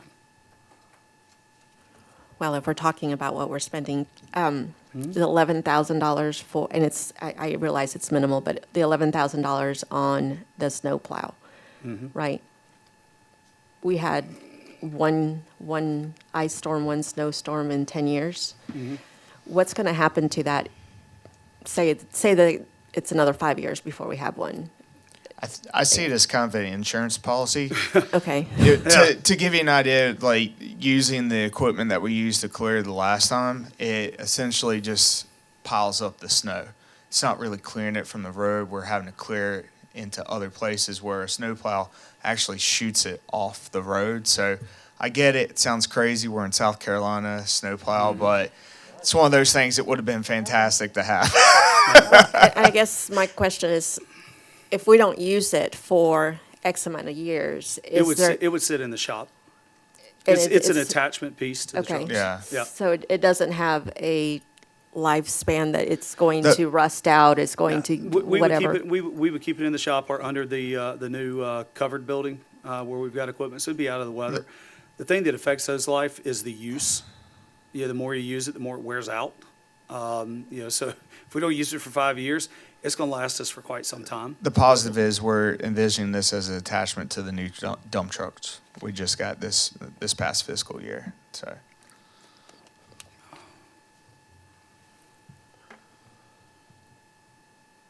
all right, thank you. Thanks, Joey. He's off. Tried to be my best Tim. All right, Good job, man. Dustin's going to join us back up at the table again, and we'll cover events and HTAX. And we can start with events once Dustin gets settled in.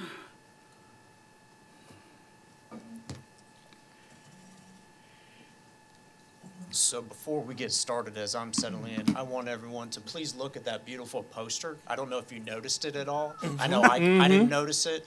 Oh, yeah, that's good. It's good stuff. Love it.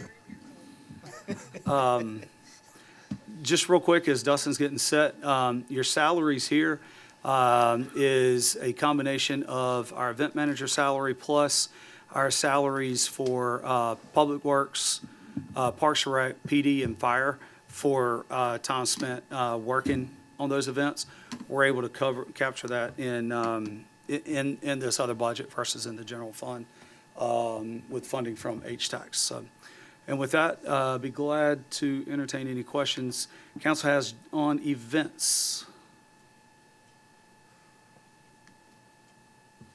And I will note too, if anyone has looked through it on the tabs through the event budget, Caroline did a really, really good job of breaking it down as best as she possibly could for each event, so.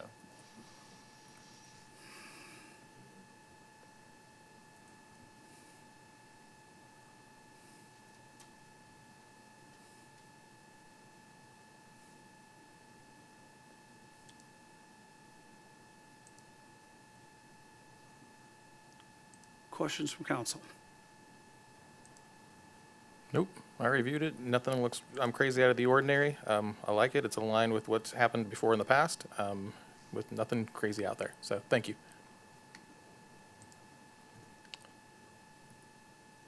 And Charlie, I think I asked, whatever day that was, Wednesday, the additional marketing was for the upgrade or something? Yes, sir. So if you look at the marketing, now that's down in HTAX. Okay.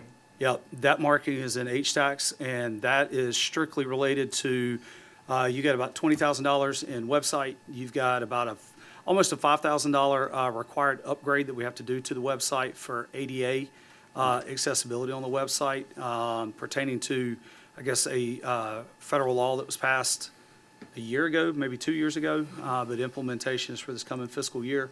And then the remainder of that, again, that's down in HTAX, would be replacement and addition of the street banners that we have on the light poles throughout the city. And that's all that's in that marketing area. From a percentage standpoint, year over year, and I know that we can't really do the year over year with the 9-month budget, et cetera, but even looking back at 24, 25, what's your percentage increase for events that you have? So I would say you can't look at percentages because of not only are we looking at it that way, it's a completely different setup in terms of the budget year. So the challenge that we have with comparing it in percentage wise is you're gonna collect some events and parts of some events. So I can't give you well, we're gonna increase a certain percentage because it's not apples to apples, unfortunately. Okay, so then let's break it down on event per event. What's the percentage increase for your event cost year over year? Because it's the same event, right? So, So that's gonna also dictate a lot of times in terms of vendors. So for example, some of the increases that you are gonna see, specifically July 4th, that stage is significantly, or not significantly, but it is more expensive than our normal stages just because of 4th of July. They didn't have the stages that we normally have. So we had to purchase a different stage and it does cost more. Some of the things that you're gonna see are also gonna be porta johns. They continue to increase. So as much as I want to give you an answer, it will entirely be dictated based on vendors, differences in entertainment that are adjusted here and there. So if you're comparing your 24, 25, you're not seeing a large increase in terms of percentage-wise. But again, as much as I want to give you an answer, you're going to be comparing apples to oranges some years. But Well, I'll say in most cases, it is the same though. Yeah, like, we'll stay on Fall Festival. You've got 25,000. We came in under budget in 24, 25, but it was a $25,000 budget. Okay. Yeah, but we spent 23,705 2 years ago. Concerts, we went a little over budget that year, but it was, concert budget's been $25,000 for a number of years. We do, as Dustin said, we do have costs that are going up, but yeah, I would say that the biggest increase, and it's not a huge increase, is really in 4th of July. Because that one, I believe, has been about a $40,000 number for a number of years. And now it's 44, we're forecasting 44,570 for this coming fiscal year. So, but again, it's going to dictate vendors because fireworks are another thing. We saw an increase last year, but not this year. So we'll Right. see increases. I can't give you a very specific number as to when Okay. we're going to see those numbers. We try to stay very close to the budgets that we've had in previous years. I don't think you're going to see a 100% increase on hopefully any of these budgets or these specific events. Caroline and I might have to have a very serious conversation about that. I have said in the past and in a number of occasions that our community events define our community, right? We bring our people together, and I think, Caroline, I've told you in past conversations that I see your job sort of as the culture keeper of our city, because that is where we come together and we try to be that community, have that sense of we're here doing this together. My questions are not so much from a challenging standpoint, but really more from an understanding, because there wasn't a comparison. And while I love the sense of community that our events bring, one of the reoccurring comments from our residents is that they're not really wanting it to be a big regional where we're drawing people that are, outside of our community in large scale. They're looking at it to continue to be community events. So as we're planning and looking at this, that is part of the thought process, that, we're keeping it to where it is serving our community. It is not necessarily serving the region. Absolutely, and I think the way that we look at it, and Caroline would probably agree, is we want to have a nice balance among both of those. Our two festivals, we look at those as our signature events that are putting TDK on the map. We look at those as those are ways to potentially have economic drivers as we continue to build out the city with the Grove and things of that sort. People that have never been to TKK, they're coming down, they say, oh, I didn't know that this area was over here. So we look at it as Those are gonna be our signatures events that we put TKK on the map. And then our concerts and our, Pumpkin Palooza and things of those ones are gonna be entirely geared towards our community, because we don't wanna lose sight of that, because I agree with you 100%, Mayor, is that a lot of what we do and a lot of what Caroline does is bring the community together. So we wanna make sure we're balancing those as much as we possibly can to not only benefit the community, but also the city as well. So that's how we look at it, and we wanna really make sure that we're hitting on both of those from our perspective. Appreciate that. Thank you. Thank you. Any other questions on events? Okay. Thank you, Dustin. Yep. And go ahead. Best Damn Food Festival, May 9th. I'll see y'all out there. Be there, be square. Hospitality tax, we're forecasting $425,000. Could it be more? Yes. Will it probably be more? Yes. Until we get some history with the garrison, really don't know how much more. If they're hitting the same or better H-tax numbers over the next few months as what we're experiencing with the prior tenant, then yes, this number is absolutely going to be a lot higher. In the golf course. Then you'll have the added H-tax that'll be coming in from the golf course once they're open. But that's, that number could be, 450. By the time it's all said and done. But this is what we're conservatively forecasting now.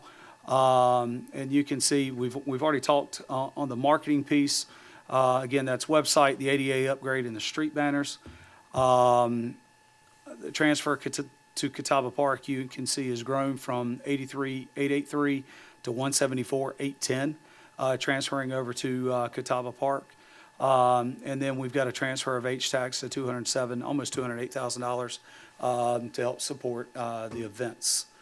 So that's your H-tax budget. And again, there could be another $15,000, $20,000, $25,000 in revenue that could come to fruition. We just really don't know yet. I mean, Garrison's doing a great job, but they're not even fully open yet, right? And this is the time of the year where we'd really start seeing an uptick in all the H-taxes. So when we get May's payment for, that'll be for April's H-tax, that's usually when we start seeing that bump, all the way out until it gets really hot, until, August. And then it kind of tapers back off a little bit. But, September and October are always good months as well. So time will tell. But, as I think it's fair to say we all think that the Garrison's going to knock it out of the park, and their H-tax is going to be at least what the prior tenant was. I suspect it's going to be even higher. So, with that, I think we're going to see some better H-tax money. And if we are seeing that realization, Bob does that transfer over to general fund for the Catawba Park at the end of the fiscal, towards the tail end of the fiscal year.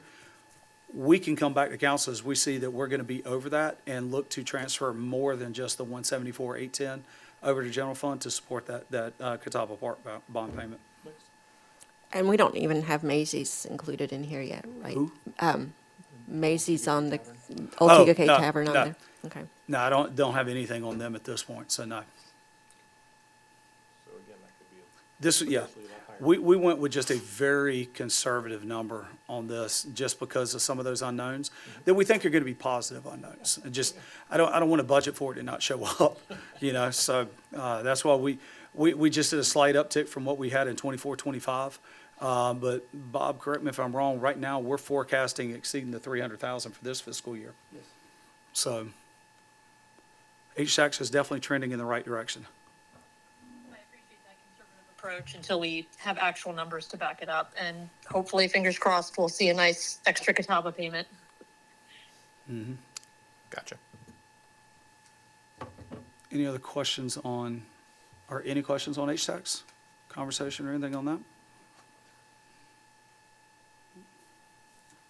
No?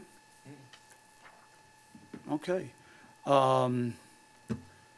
Mayor and Tom, there were some conversations a little bit this afternoon on general fund. Since we're still fairly early in the evening, I would like to circle back everything on general fund, and if we can, just go to the personnel capital request. because we do need to send our legal notice to the paper, probably by Wednesday of this week, so it can be advertised by Sunday in time for a scheduled public hearing in May. Just to make sure we're all on the same page, the things included in the budget would be under that project list, and the things not highlighted, so that just the things in white. So the comp study, the Parks and Rec action plan, the median power in Stonecrest, the upgrades at the pickleball courts, the hearth room remodel, and the monument renovation. Those items, as I told you after Wednesday and then uploaded to you on Thursday, I've put those items into the general fund. Specifically, and I'll start at the bottom because I know exactly where that one's at. And the bulk of the rest of it's in Parks and Rec. But if you go down to non-departmental, we put the hearth room repair into the maintenance repair clubhouse line item. So that was at 40,000, and we've bumped that to 70,000. And I'll just scroll up through the budget because the next one is Parks and Rec. Under its capital outlay, you see that at the 323. That includes those Parks and Rec related projects I just mentioned, plus the payoff of the lease that was taken out for items acquired this fiscal year, and paying its portion of that. I think it was like $504,000 in general fund of that 883. So that's paying off the Parks and Rec portion of it. Scrolling on up in fire department, their capital outlay of $88,200. Again, that's not acquiring anything new in fire department. That's paying off its portion of that capital lease. Same as with PD and its capital outlay, paying off its portion of that capital lease. And then in public works, the same, the $100,000 paying off its portion of the capital lease. So that's what's in the budget. So back down at the bottom, just an update, and hopefully I tried to simplify the notes to where, and I had several people look at it to make sure that they could follow it. So your bottom lines here. So we're paying off the existing capital lease that we took out for this current fiscal year, plus the new projects that are shown under the personnel capital thing. You've got total revenues over expenditures of $639,914. Transferring $300,000 of that to start a new capital project fund, as discussed previously, leaving us with an operational contingency of $339,914. With doing the slight borrowing from the general fund reserves to help pay off that capital lease, you're only net reducing your general fund reserves by $160,086, so leaving you with $7.489 million in your general fund reserves. I had one suggestion I'd like to make. Sure. Every year, at the end of the year, like here, we're projecting 160,000? No, 339,914. I'd like to suggest that instead of all that going to reserves, we start putting like half of it into that capital project fund because of the amount of capital projects we've Okay. identified. So budget for 300, but then take 50% of whatever left At the a end year of the in? year, whatever's left, maybe. Okay, add to way that. We can start, Sure, setting aside money for these. absolutely. It earns us the same interest, so that's totally fine. And we can always move it if we have to. But we've Absolutely. identified it. I could stomach that. I like that. And then I wanted to follow up, I was talking to the mayor today about the compensation study. Okay. Has it ever been explored? I know when we did the last one, and, I reviewed it in detail, they went out to 10 different towns around the area. Have you ever considered, has it ever been discussed between the municipal managers, the county manager, instead of every town doing one of these every 5 years, collecting the same data from 10 other towns, it costs us 60, I'm sure the county probably pays $100,000, working together where either through the COG or together yourselves doing this, just comparing the information of the 5 towns and the county to give us an idea of, because if we're losing people, I mean, that's realistically where they're going. To a certain extent, I would say. So a lot of times, yeah, and this is where a compensation study gets difficult, if I can.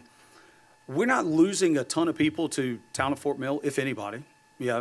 We're not losing people to York County. We're not losing people to Rock Hill, right? When we lose people, it's generally to the private sector. And it's going to be, I don't know that the public sector should ever try to keep up with private sector. I don't know that we can, right? Yeah, so generally when we lose staff, not because we've told them we're no longer a good fit for them. They've decided that, hey, I need to move on to other things.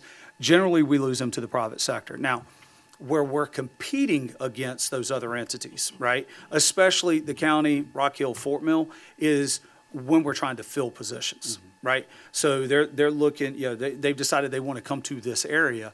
And that's really the main entities that they're going to be looking at if they're wanting to be, So whether it's public safety from a police or fire standpoint, public works, especially in the maintenance field, if they're looking to get into that public sector, that's when the competition starts. It's not as much of, from what I've seen, a competition from, I'm going to leave TKK and I'm going to go to York County. That used to be the case years ago, especially in law enforcement. The folks that we lose to, I'll call it competing agencies now, is because they want to be a different kind of cop. Sure. Right? They want to be door kickers and things like that. We've lost a couple of firefighters over the years, not many. I can think of two that went to Charlotte Fire. They're young guys, and they weren't having to fight a lot of fires here in TKK, right? That's what they wanted. Maintenance staff, we're T-cut staff, things like that. I mean, we're losing them to your private contractors, your plumbers, and things like that, where they're just going to make more money. In that private world. Have we ever thought about doing one collectively? I would say, since I've been city manager, it hasn't been discussed. I think it would be difficult, considering budget sizes, service territory differences, and things of that nature. I mean, what a park maintenance guy in TKK does is just what a park maintenance person does in Rock Hill, right? It's just a volume thing. Just like a cop in TKK is doing the same things cops in Rock Hill, Fort Mill, and York County are doing. It's just on a different volume, right? But it's still, you're still dealing with the same stuff, right? So that's where, doing a joint compensation. Now, we share compensation studies with each other, and we look at each other's compensation studies. I talked to Fort Mill's manager, and they haven't finalized theirs yet. They've gotten it back, but it hasn't gone through council and everything. But he says as soon as it does, he'll send it over to us. Doris talked to their HR, and we'll send it to. We don't have a problem with sharing them with one another, and at that level. But I don't know that a Fort Mill compensation study should match a TKK compensation study because it's a much bigger budget, it's more employees, but at the same time, and I think y'all have heard even Chief Crosby last year talking about, we need to try to stay close though because that's who we're competing against whenever we have open positions.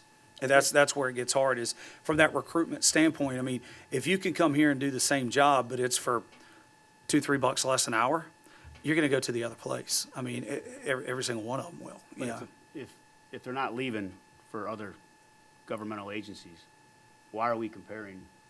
I'm trying to understand the need to do this every 5 years. If the people we lose are going to public sector, but we're not comparing, the compensation study doesn't take into account public sector. At least the last one done. I don't know that they can't. I just know that the last one we did not. It was just comparative on the. Now I've been a part of one down in Rock Hill where it did compare to the public sector or to the private sector. So it's just it's making sure that our salary grades and the way we're compensating our people, we're doing it based on market value for comparable size cities and things like that. The last one we were losing folks. So we asked them to look, ordinarily they wouldn't put Rock Hill in our study. Mm-hmm. It's apples and palm trees, right? But we asked them to include Rock Hill. We asked them to include York County because that's where our struggles were with losing folks. I will say that we've done a very good job with our compensation. All of that is thank you to council for being able to afford us those opportunities because it has allowed us to retain staff. Anytime we can retain staff, and I'm sure y'all can attest to this in your own jobs, you become exponentially more efficient. And it costs us a heck of a lot less money, to be able to operate and things like that. I mean, hiring a new person, by the time we lose somebody and get somebody hired, it's about 2 months, and that's moving pretty quick, right? And then when do they become fully efficient for us? it's another 8 to 10 months. And that's just in maintenance side of things. If they're law enforcement, now you got to send them to the academy and, a lot of times and things like that. So it could be even longer before they're fully, okay, they got the lay of the land, they know what they're doing, and they can go do without being told to go do, So, it is best management practices in the HR industry. Dora can attest to that through her affiliation with SHRM. I've talked to labor attorneys. I've talked to other HR professionals. All of them seem to indicate that you need to try to update every 5 years to make sure that you're staying in that fair market value with how you're compensating your employees. I don't necessarily have an issue with understanding and doing what we need to understand a market value and compensation a compensation threshold, et cetera. I guess where I'm asking, you just said that getting copies of compensation studies that Fort Mill has done or other municipalities around us have done really doesn't give us any information. But yet, if we do a compensation study, that is exactly the information that we're going to be paying $60,000 to get. No, it gives us information, but I don't know that. Yeah, if let's say City of Rock Hill is paying an employee that's I'll just making up numbers, but a grade 15, and that employee is supposed to be making $60,000. I'm not going to sit here and tell you that somebody of that same pay grade in TGK should also be at $60,000, right? But I also can't tell you what they should be in TGK either. Yeah, I can go and look and see, okay, what employees do we have at a grade 15? And based on number of years here, they're at X, but is that where they should be? Now, again, funding the study, that's part of it. Getting the information back from the study and then determine what to do with that is a completely different thing, because as y'all are aware, your salaries are midpoint, minimum, mid, and max, right? And that midpoint is usually at 7 years in that position. We've got a lot of employees that should be at or over the midpoint that aren't. They've been here 10 plus years in that position. They're as high as they can go without transferring completely to a whole other department. But yet they haven't been able to, they're not above that midpoint, right? We did a good job after the last one. With the last one, we had to do some funding to get people up to the minimum.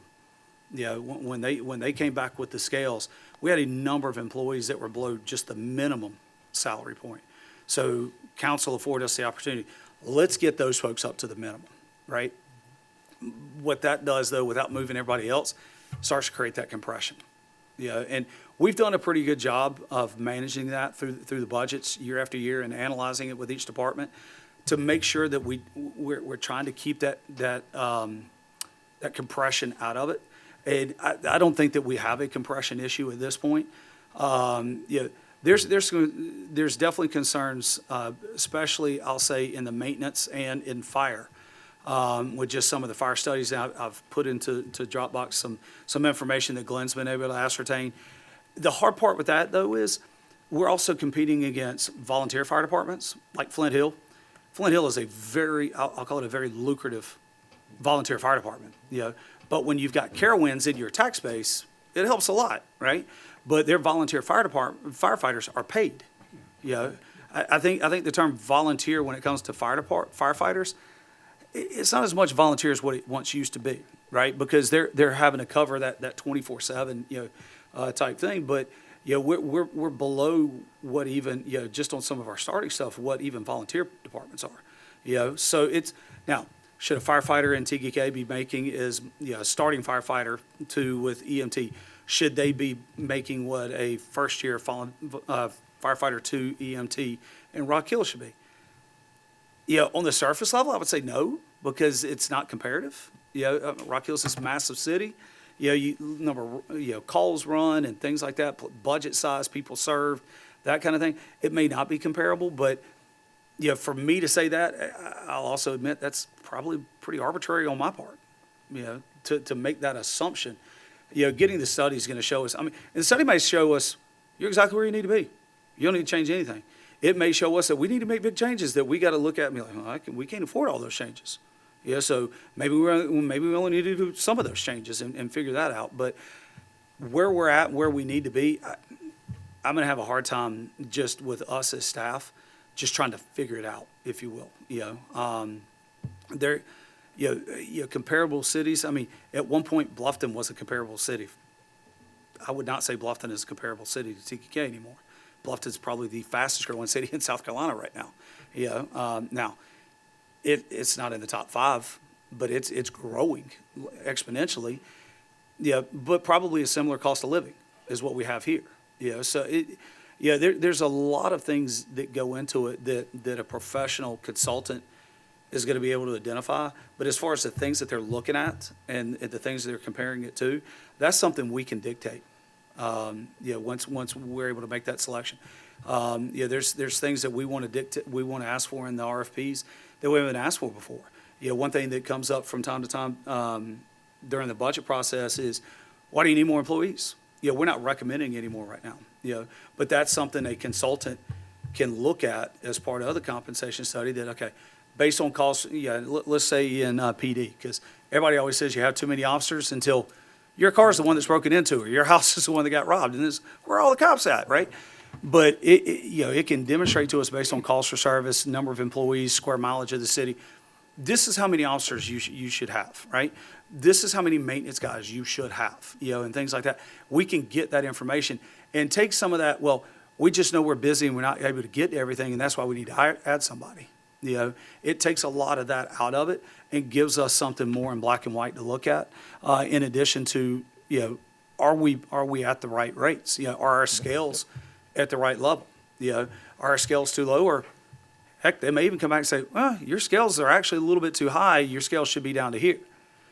Not saying that, okay, we need to adjust the scales to that, but then that leads to a different type of conversation. So that's why I think it's important that we do it, just so we can stay up to date. Doesn't mean that anything comes from it, but it definitely will give us, I would think, very hard data to be able to look at and have conversations on, for sure. Councilmember Jones has something to say.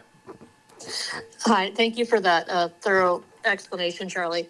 I see where the stance of trying to see if there's an option to data share came from, and I appreciate that.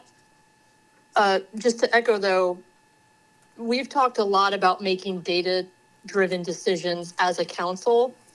So I just feel, and Charlie gave a really thorough explanation of all the exact reasons why doing our own study is important, but I just think it's important to emphasize, if we're going to claim that, then we need to support collecting the data, and that is going to cost us something to do it as accurately for our city as possible. And we are different, and I trust the professionals, and I trust if our HR people are telling us they need this to make a informed decision and informed recommendations from our department heads, that I see the value of that money coming back to us and the return on investment. We didn't approve any of the personnel. It got redlined for the personnel requests that had initially been brought to us this year.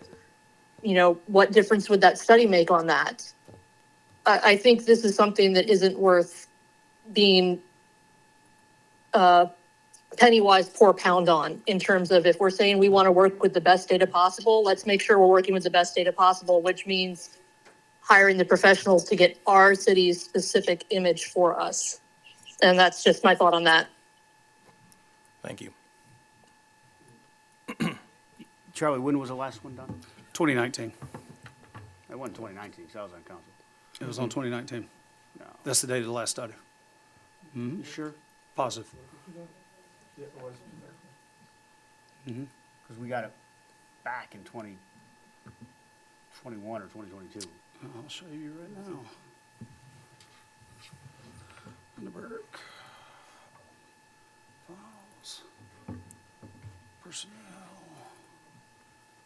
Compensation study. I'm sorry, 2022. I apologize.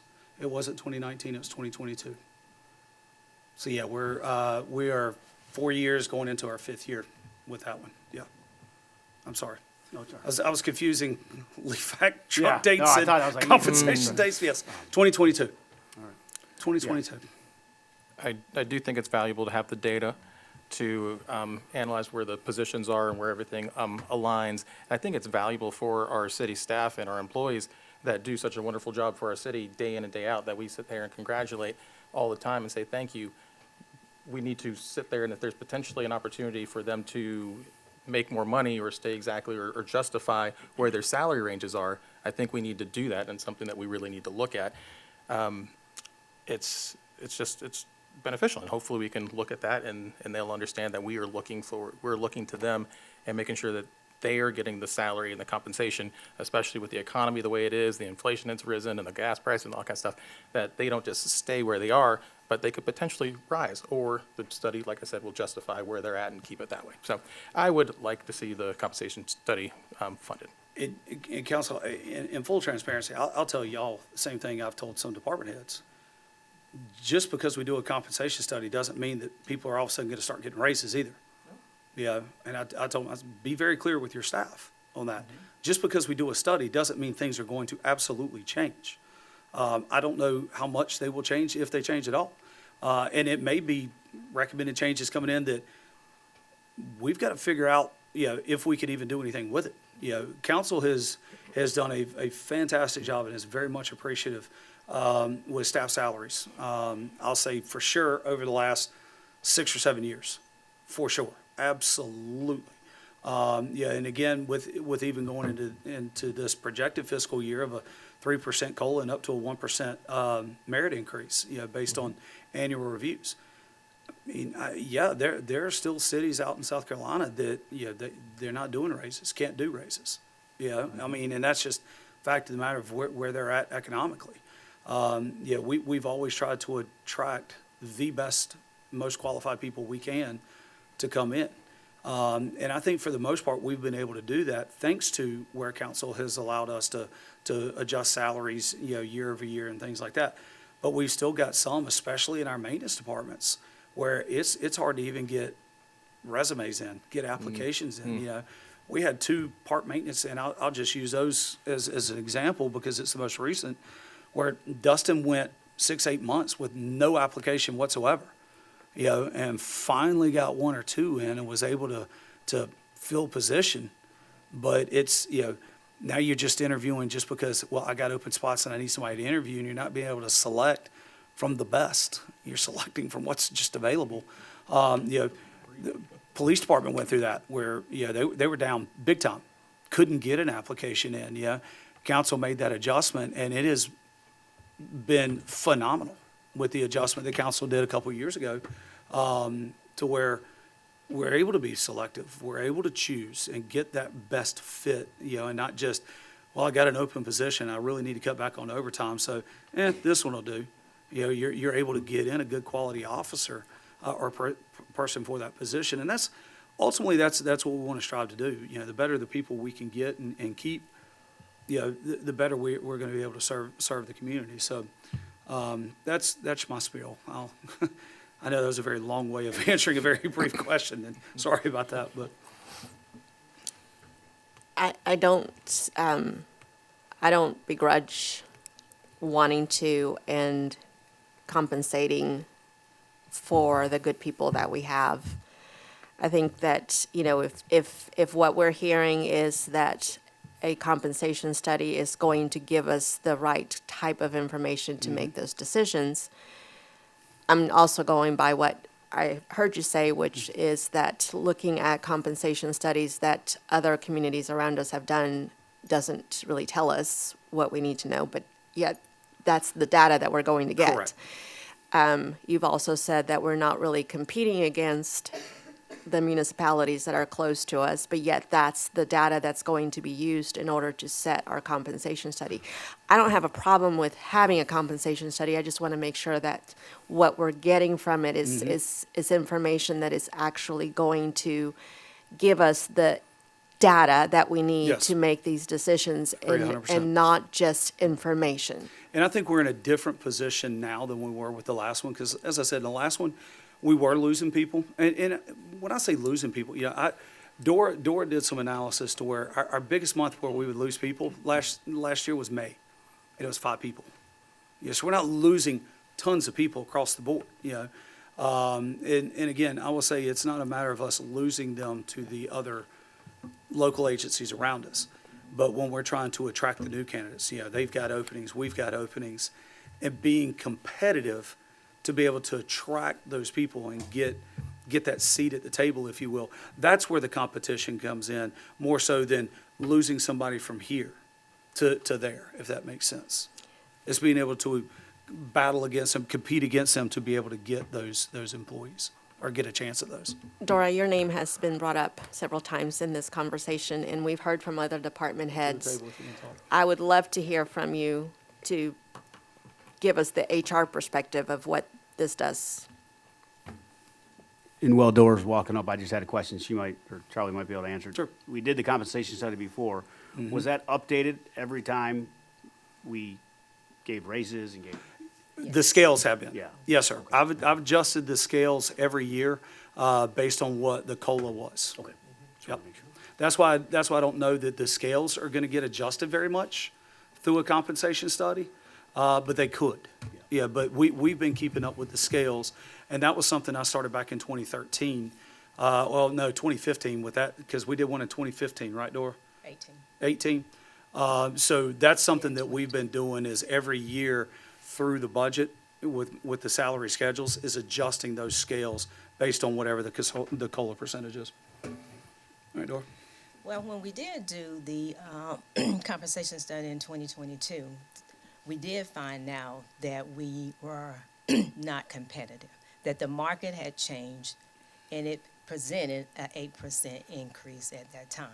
So what we want to do is we want to make sure that our salaries are competitive. And what we have done now, we had a document that we've done in 2022, and as all of you know, we have had the public safety to come in and make comparisons to other different entities, and we have moved their salaries on the grades. But everyone else that's a part of the city of Teague came and work here too. We have not had our salaries compared since 2022. So now we in an unstable market. We just need to know where we are, make sure the grades are still where they need to be, make sure we paying our employees what they are worth. And the grades are the mid, the maximum, the minimum, the mid, the maximum. And it gives you a different grade, 16 to, we got 1 through 75 on our grades. So this is just going to give us a non-biased report. And it's going to give us something that we can say to the employees. They're going to say, well, how did you put this person in this grade? How did you come up with that? So it takes us out of And those are doing questions we do that. get. We do get, so that just takes us out of it. We have these consultants, they give us this document. This is our guide. This is what we go by to make sure that we are paying our people what they So should be paid. it goes beyond the dollar amounts. It gives you very specific criteria on moving, as that criteria has changed over the last 5 years on how each employee moves and progresses through their scales with specific skills and certifications, et cetera, that are needed to move, and that could have changed as well in that time frame. Yep. And that's what I was looking for. What are we going to get by paying this that we wouldn't get by asking Fort Mill, well, what do you pay your guy? Right. Right? Yes. And they have this booklet. There's a little booklet that the consultants ask each and every employee to complete, and they ask questions. And then they're also going to sit down and talk to them to make sure they do understand their duties. We have job description for every position that we have. So they are reviewed, I guess in the next 4 years.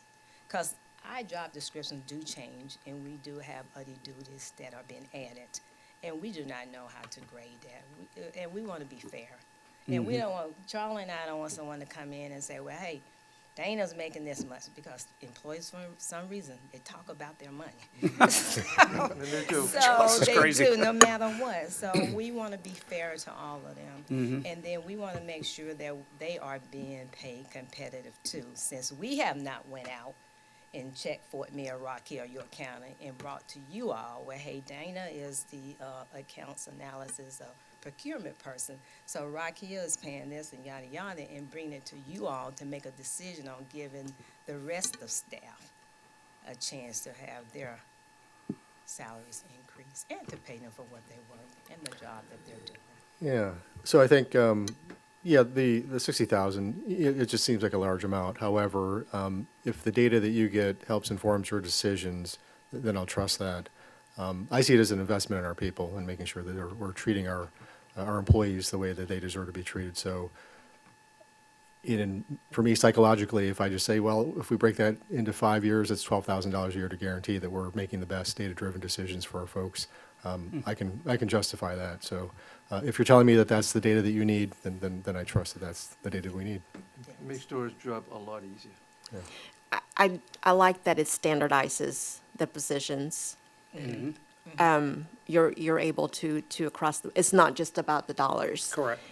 It's about skill set, certifications, you know, it's College standardizing it. And I appreciate you answering that, because that's what I was trying to figure out in my head. If we're not doing it because of the dollars, and the information that we get from other municipalities is not because of the dollar, doesn't matter the dollars, then why is it?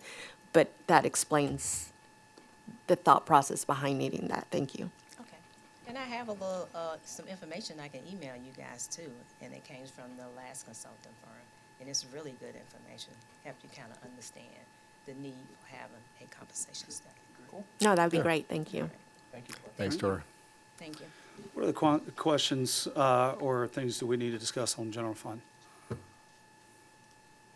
as we work to wrap up our final budget workshop?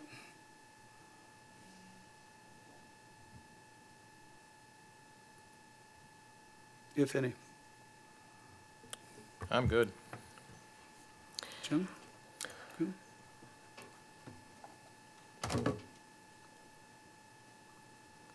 Not in general fund, but going back to the TCUD discussion.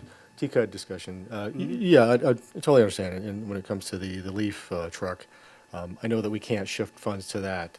But I think, again, being good stewards of our total budget, you know, I want to look for ways that if we are spending that money, looking for areas in other budgets where we can recoup some of that, or creative thinking outside the box. So hopefully, you know, H-tax revenue, you know, comes in at a higher number.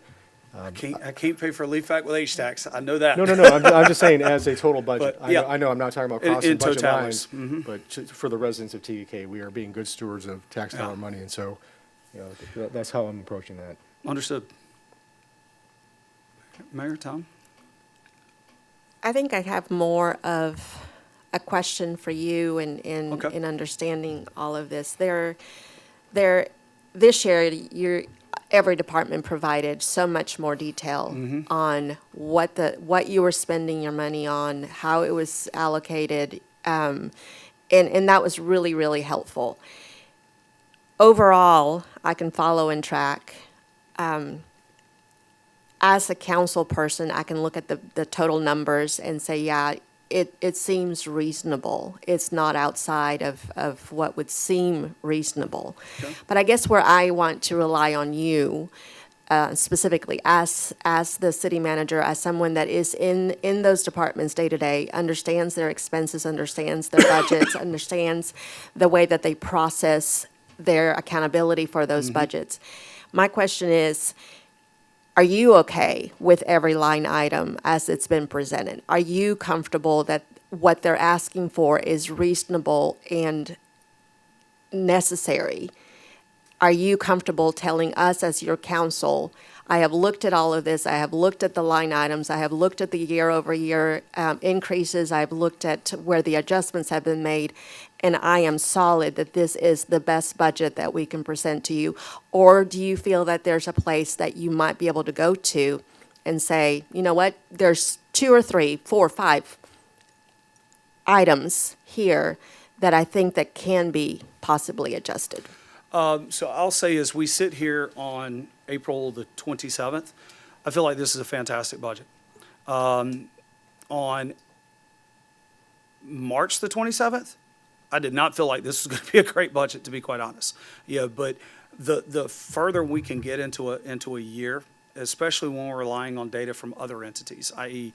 York County or the state or things like that. You know, Bob got an assessment report in March, and I was like, I don't know how we're going to make this budget work. This does not make sense. And then we got the updated assessment report in April. It's like, oh, okay, this budget really works. Because my mindset always going into the budget is, what have I been hearing from council?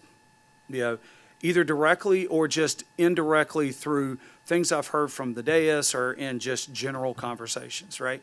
One thing that I've heard loud and clear, and I'll go all the way back to last year, right, is we're not looking for new, but we want to keep the old things new. You know, we want to reinvest in the things that we have. We're not looking to grow. You know, if I go back to former Mayor O'Neill's council, you know, it was we needed new. You know, there were certain items that we absolutely needed, like a new police station. If you don't believe we needed a new one, walk through the current operations building that was the old police station, right? We needed Catawba Park.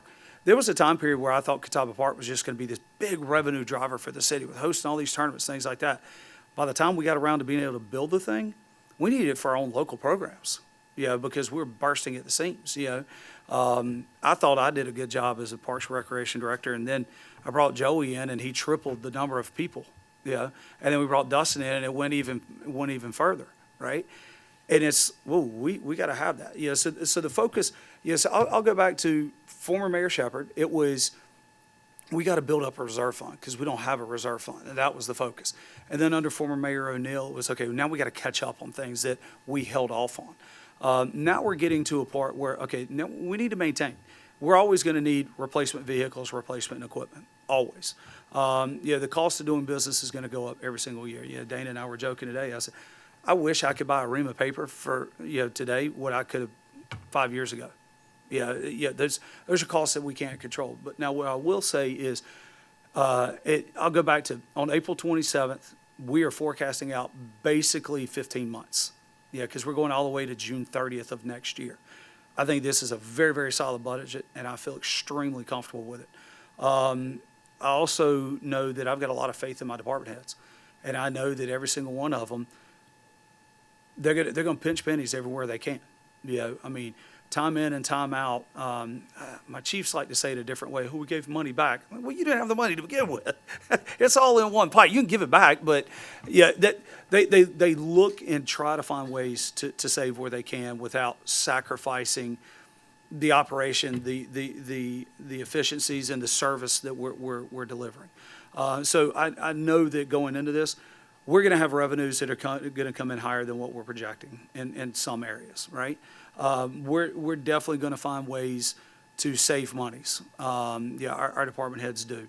Yeah, but this is a forecast.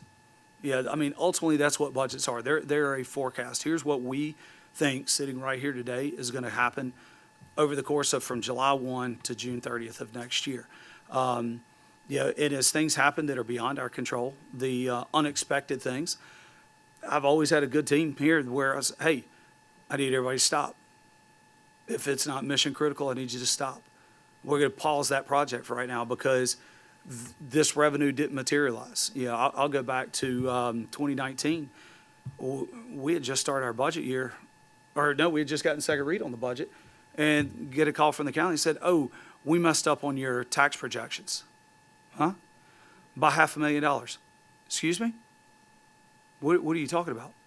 I didn't come back to council and ask, you know, to change budgets. I sat down with my department heads and I said, okay, here's how much we're going to trim off and set to the side. You know, we're not going to spend these, so you identify where in your budgets you can make those cuts without sacrificing the services that we're delivering. You know, and they did that. Now, come to find out, we had COVID that. It's like, okay, everybody stopped doing everything at this point, but we survived COVID glowingly, you know, comparatively speaking.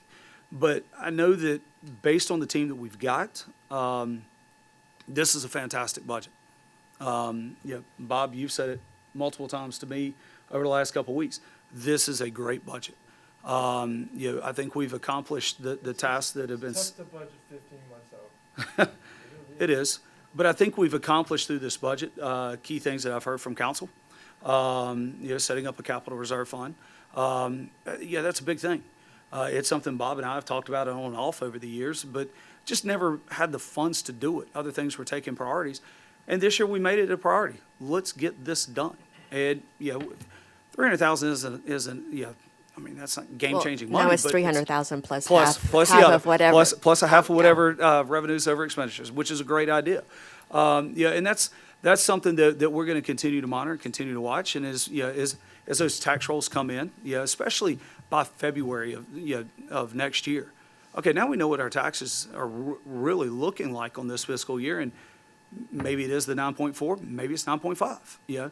The auto tax revenue, I think right there, that in and of itself is a low number, what we've got budgeted. We take our revenues and factor them in very, very conservatively, and then we work to make the expenses fit. So, there are certain things that some were staff requests, some were conversations with council, and so we're going to hold off on these things right now. Doesn't mean that they're not needed, but we can wait a minute. And let's see what we can do on those things. The same even with golf. David Taylor and I had a conversation just today about the greens on the Cove, about the need to replace those. I was like, you're already shutting down the Cove for a period of time with redoing the cart path and the tree work and things like that. We need to kick that a year. Is it going to kill the golf course for us to kick it 1 year? No, it's not. But when we do, we can start driving more revenue from golf because we can charge on the Cove what we charge on the Pines, what we charge on Grandview. So now we can bring in more revenue to recoup that cost. Long story short, which I know that's too late at this point, as your city manager, yes, I believe this is a fantastic budget. And I think it accomplishes a lot of, if not all of the goals that council has set forth. Thank you. Yes, ma'am. I also wanted to say that the goals that each department, the written goals Yes, ma'am. that each department has presented, I don't think that that's something that you guys have done Correct. before. That is correct.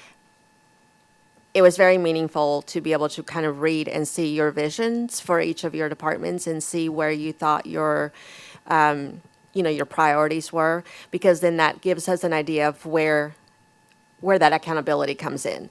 So I would love to see those published because I think that our residents would also like to see what it is that each one of you is taking accountability for and what direction you want to take your departments in for this year. I think it's important for people to understand and know not just where the money's being spent or how much money is being spent, but what exactly is it that you envision for it. So thank you for doing that. I know that was extra work and a lot that went into this whole process, not just in all of the spreadsheets, but in the thought process of why you were putting in those requests. So thank you. Absolutely. Anything else? Yeah, I'll just say thanks to staff. I know, and I apologize. I know I ask a lot of questions. It's not that I don't trust you or believe you, but I ask it so I understand it, and so anybody that watches this understands it and justifies these needs. But you guys do a wonderful job. Thank your staff. And I will end with my annual impact fees are ending. So we already saw a $100,000 drop this year.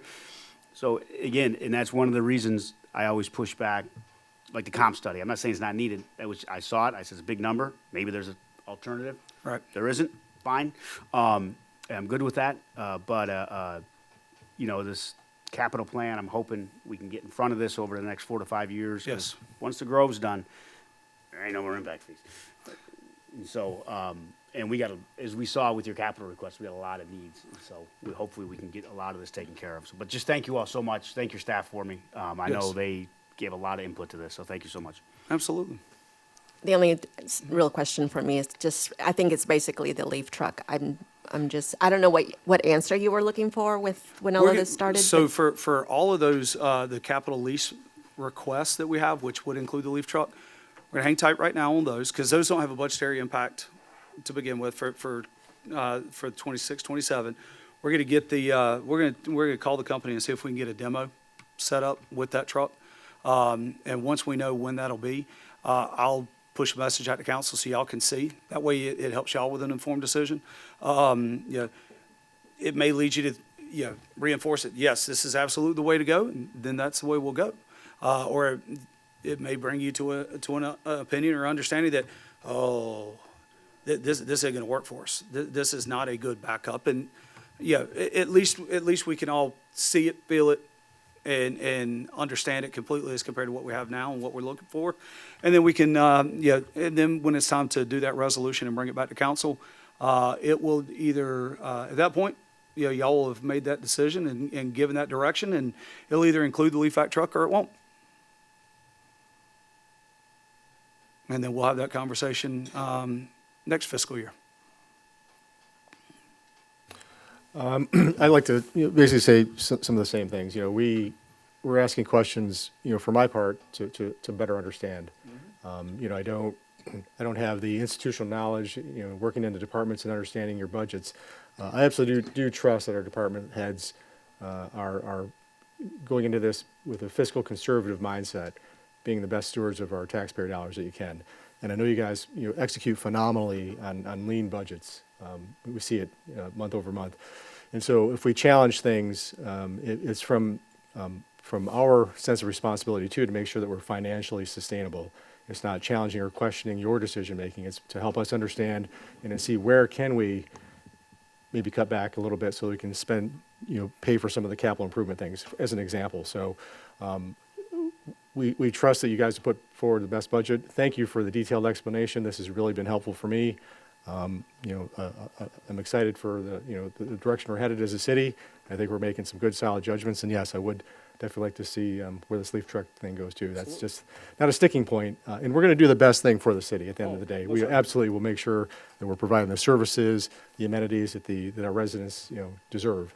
And so that's basically where I'm coming at this, in terms of my question. So, but thank you everybody for your support. Really appreciate it. Absolutely. I think we've gotten through council comments without me calling for them. I was just talking general fund at this point, but I think the only person we haven't heard from is Councilmember Jones. Councilmember Jones? Thank you. Sorry I couldn't be there tonight in person. I appreciate you letting me call in. I will just echo, thank you so much to the staff. Charlie, you guys put a lot of work into this, and the details were phenomenal. It made a lot of this very easy to understand, very transparent for our residents.